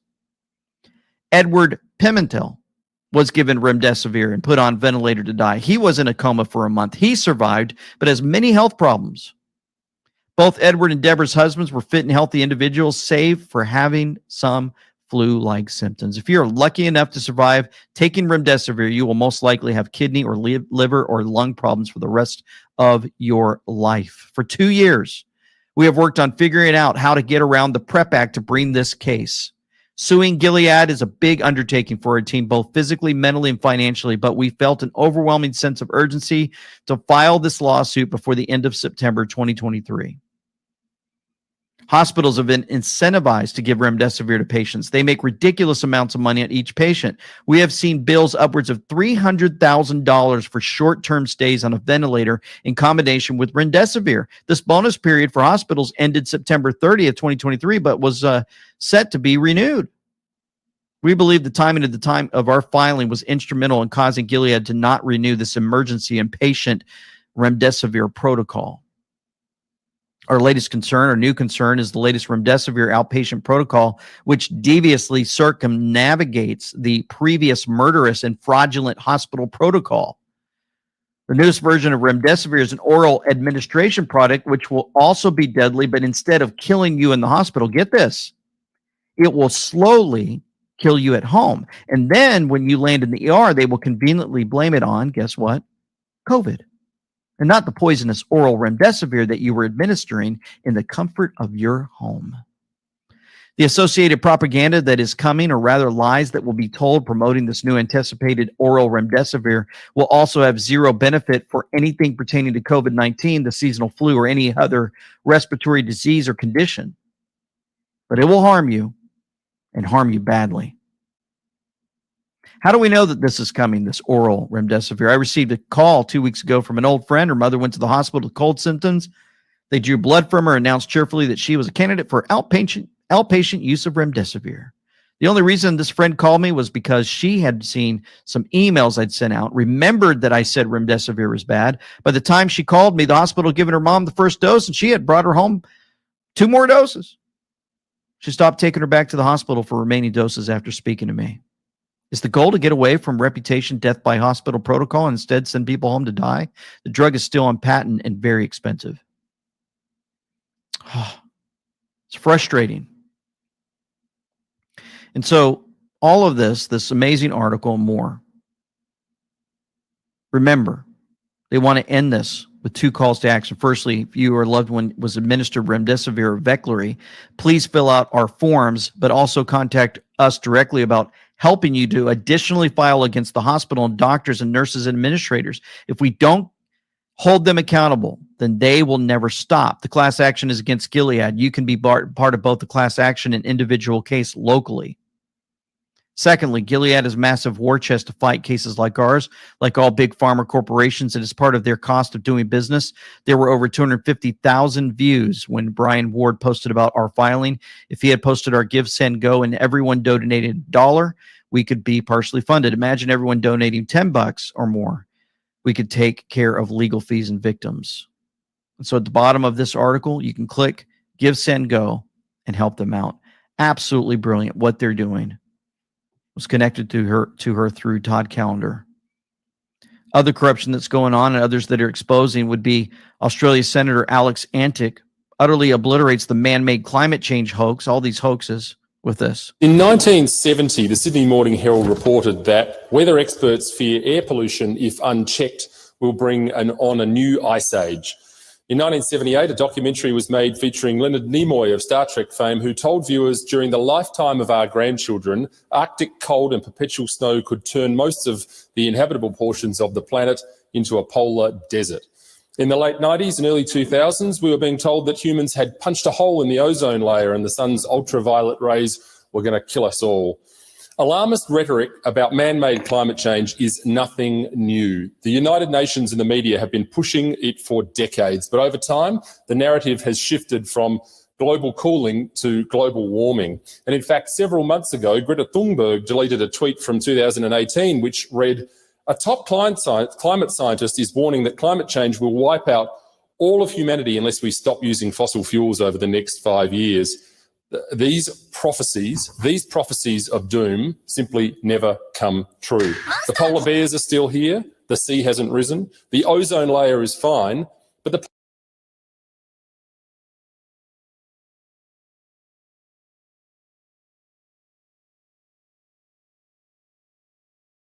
Oh.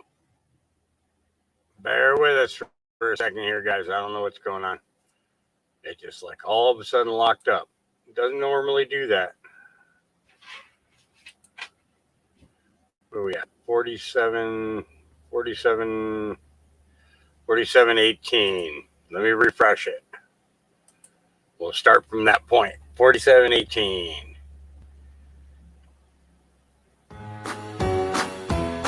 Yep, hang on there. 47.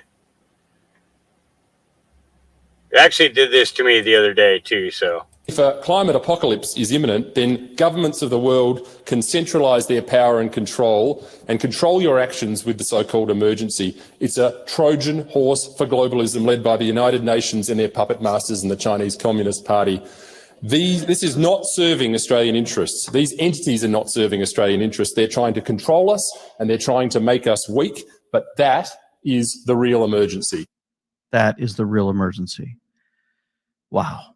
Good stuff. I mean, just love how we get this information thrown at us. We can then share it with you and show you even more. Are you ready to see some arrest? Are you ready to see pain? Are you ready to be a part of history? You know, this, I promised you that from GH17 is what I call them, is absolutely amazing how they connect all the dots when these messages come out from President Trump. And I'm going to share it with you, and then we're going to move on to a couple more things before we close today. President Trump put out this at 1:37 a.m. People are starting to see what a great company I built through the trial started by racist Attorney General of New York State, Letitia Peekaboo James. It was all supposed to be private, but in many ways, it is exposing great success. So he put these words in there, folks. Incredible assets, lots of cash, loud and clear, move out fast, heartache. How did he do that? He said incredible assets, lots of cash, and it only gets better. It is also stating loud and clear, don't move your company to New York, and if you are already here, move out fast. Too much work and heartache dealing with the radical left Democrats, Marxists, and fascists. Good day at trial today, as the judge will be honoring the appellate court's appellate court's, unanimous decision on the statute of limitations. This reduces the case by approximately 80%. See you in court on Tuesday morning. So, October 3rd, 1:37 a.m. If you go to 137 on the Intel board, it's a big deal. Why? What did I just read to you? How did these slip? What words were slipped in? Assets, lots of cash, loud and clear, move out fast, heartache. Well, if you go to 137 on the Intel drop board, the Q board, Iraq, Central Bank of Iraq, Central Bank of Jordan, Central Bank of Kenya, Central Bank of Kuwait, Central Bank of Lebanon, Central Bank, all the way down. List them all on 137. Huh. Assets, lots of cash, loud and clear, move out fast, heartache. And then you look at 126 spaces. So you go to the space, he skipped 2 spaces twice, so make sure that there's 126 spaces or between each word. So then it takes you to 126. Previous was deleted. Curious. As of October 1st, 2023, one other currencies in Iraqi dinari. Australian dollar, go over here, 00. Canadian dollar, 00. Zeroed out. Deleted. Previous was deleted. Curious. And then you go over here to President Trump, and he shows you, remember when I told you that the poorly rated and not at all funny late night talk shows are nothing less than a major campaign contribution to the radical left Democrat Party? Watch what is going on. So interesting at 1:50 a.m. Well, if you look at that 1:50, distress calls to others will do you and your family no good at this stage. We know where you, the family, are all times, and we can hear you breathing. That would probably reference the Federal Reserve, and they have the capital L, little d, capital R. Could that be Rothschild? And that leads us over to the money, where on the board showing all of the money and playing out in front of our eyes, somebody showed us that there was a verse that popped up on the board, a debt clock. And Jesus went into the temple of God and cast out all of them that sold and bought in the temple and overthrew the tables of the money changers. Wow. How did that pop up? Out of nowhere? You guys see this? Assets, lots of cash, loud and clear, move out fast, heartache. Something happening? Are the folks who caused so much trouble for us through the years starting to panic now? Finally? Or are they panicked already and we're just watching a show? What are we going through? What's been happening? How is this playing out? Tippy Top Patriot put out something recently, and I really enjoyed it. In 1 Kings 17, Elijah was fed by God at the brook. Things were good. Remember? The brook dried up. Things were bad. Well, then God led Elijah to a widow's house, and he was cared for. Things were good. Then in 1 Kings 18, Elijah saw a great victory over the prophets of Baal. When the fire of the Lord fell from heaven, things were good. Then in 1 Kings 19, Elijah suffered from exhaustion and depression and hid himself in a cave. Things were bad. Then in 2 Kings 2, God took Elijah to heaven in a whirlwind. Things were good. That's a quick, brief recap of Elijah's life, but in just a few short chapters, we see a few of the highs and lows of Elijah's life. Do you ever feel like you can relate? We, like Elijah, experience highs and lows in our life, but through each circumstance, God is still in control of our lives. Today might have been a high point in your life, and you might have seen great victories. Today might have been a low point for you, and you're struggling just to make it through the evening. Wherever you find yourself, trust God. He's in control. He loves you, and he's working all things together for good. Be encouraged. For those in Christ, victory is certain because God has already won the war.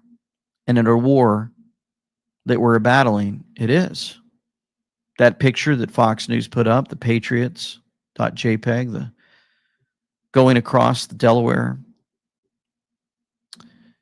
hitting the enemy when they least expected it.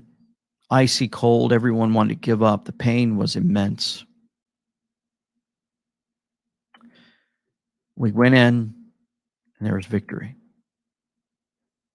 Why in the world would Fox, out of all the places, show this picture out of all the days? Who's really running all of this? Why in the world would we see a Speaker of the House, McCarthy, removed? I thought that if he's part of the deep state, they had all the power.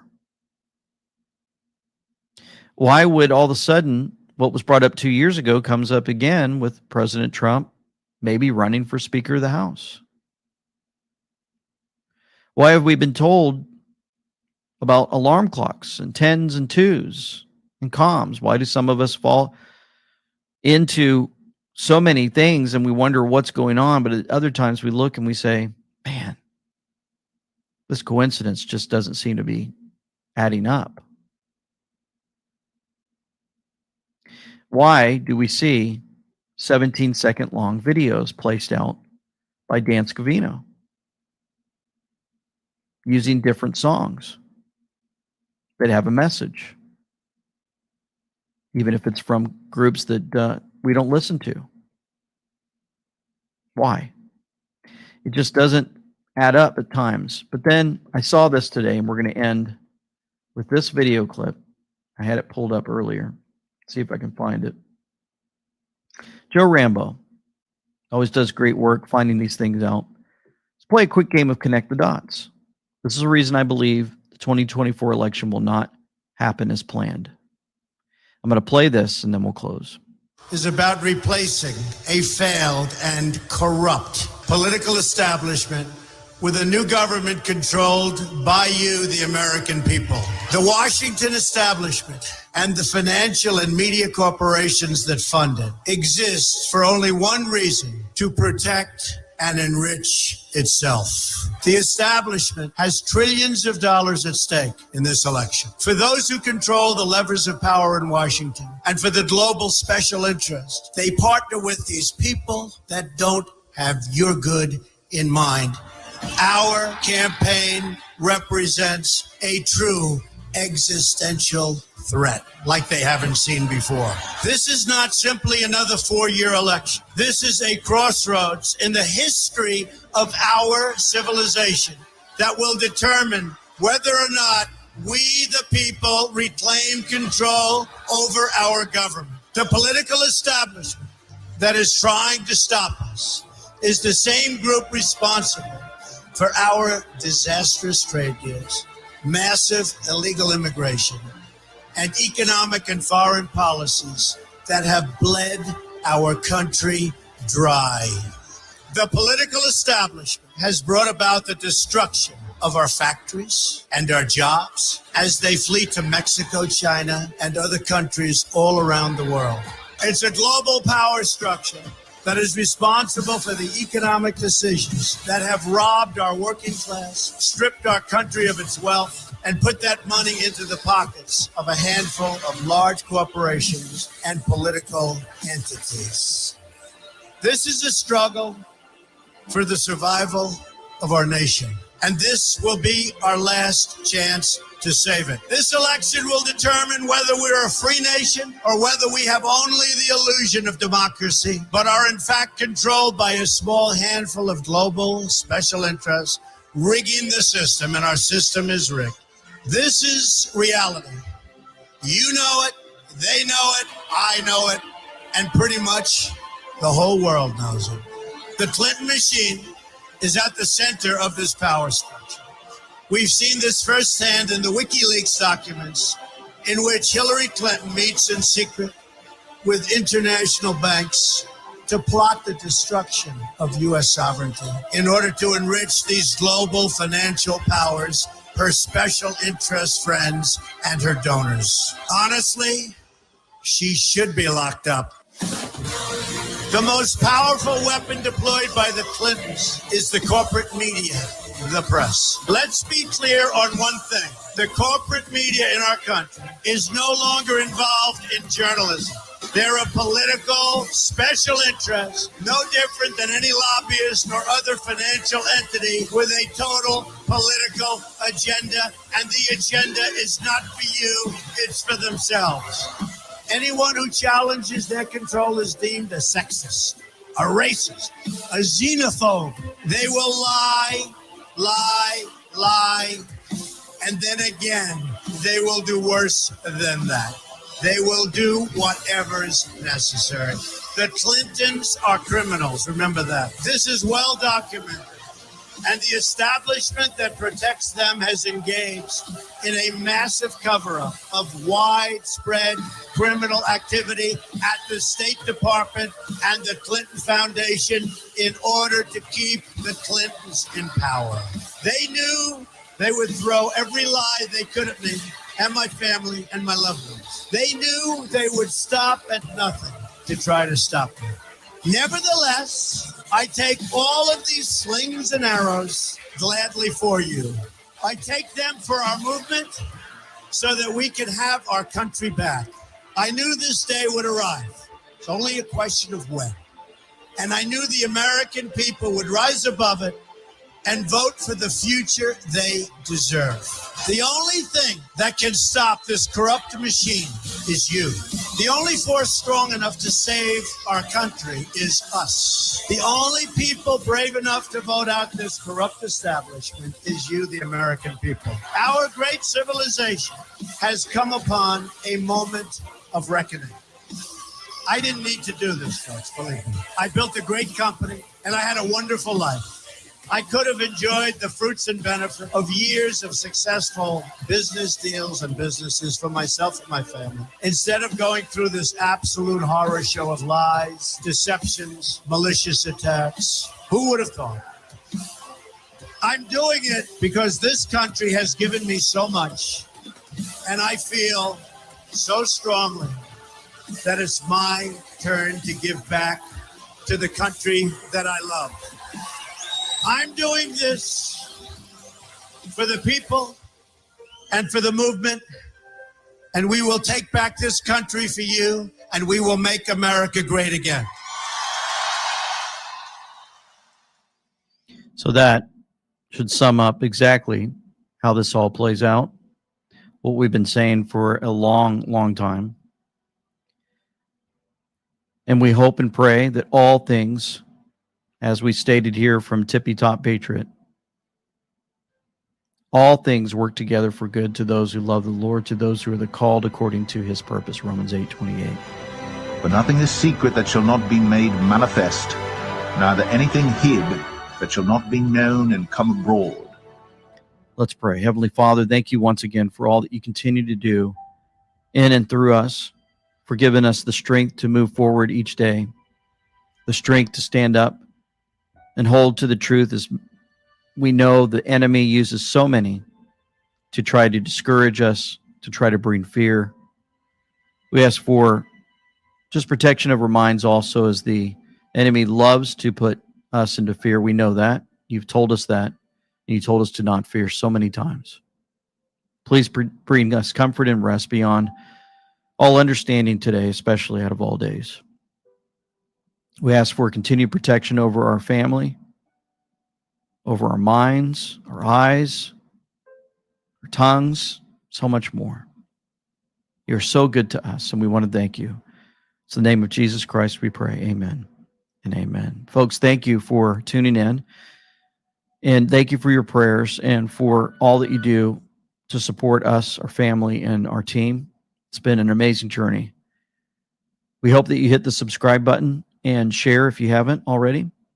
And again, we just can't thank you enough. For now, this is LT saying Semper Fi, with them we know.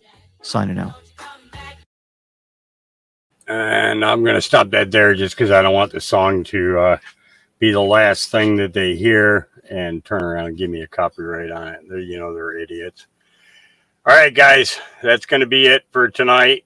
I hope that everybody got a little something out of it, and maybe you'll sleep a little better tonight, knowing that things are working, towards his will, not towards the other people's will. You know, it's a rough battle, you know, and we're all tired. I know that. You know that.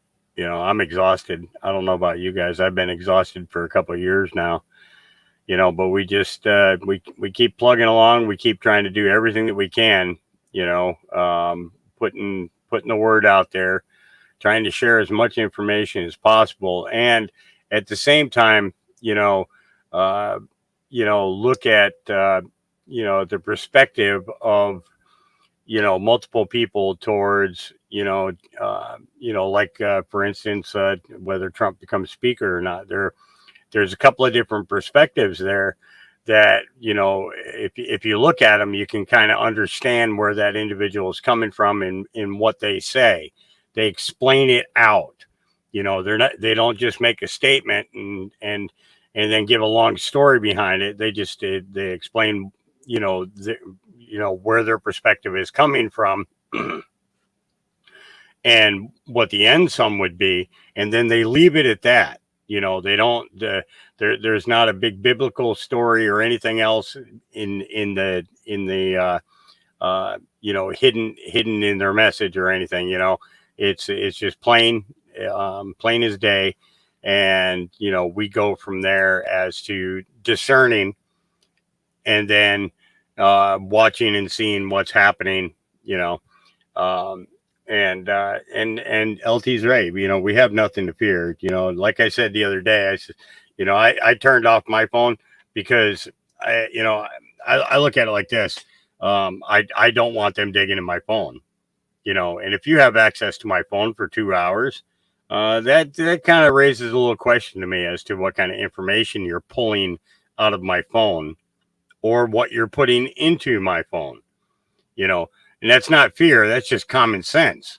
Okay. So I turned my phone off and I walked out into the field, spent some time out there with the dogs and with the Lord and just kind of grounded myself, and I was fine with that, but when, and what's funny is when I came back in and I turned on all my devices, there should have been a notification that an EAS or EBS came through, but it didn't. There was no notification whatsoever that any of those tests came through on my device, on any of my devices, actually, because I have 2 different Androids. I have a tablet, then of course my computer and everything else. And absolutely nothing came through on any of those devices. So, I don't even think they reached out to us on this end, but October 11th, I'm probably going to do the exact same thing, because let me tell you something. When I go out there and I ground myself and I spend time with the Lord, I come back refreshed and I'm okay with that. So, there is a certain point, I think, where us turning off our devices for a while is not a bad thing. It doesn't mean, it doesn't necessarily mean throw it in the microwave. But people ask me questions, should I turn off my phone? Well, I tell you what I'm going to do, and I told you, I'm going to go spend time with the Lord, think about it like this. If you take a weekend off to spend time with your kids, why should it be a problem if I turn off my devices and spend time with God? Is there something wrong with that? Got a problem with that? Well, I'll take it up with the Lord because, he was glad that I spent the time with him and I was glad that I spent the time, or he was glad that he spent the time with me and I was glad that I spent the time with him, and it's, and I'm okay with that. I'm perfectly fine with that. All right, you kids go get some sleep. I will, I'll probably end up doing something tomorrow afternoon. I don't know. We'll see what comes out during the daytime and everything else. We're going to keep watch on the trial in New York and everything tomorrow, and go from there. All right. God loves you. Jesus loves you. I love you, and, you guys rest well. All right. And we'll talk to you then. Peace.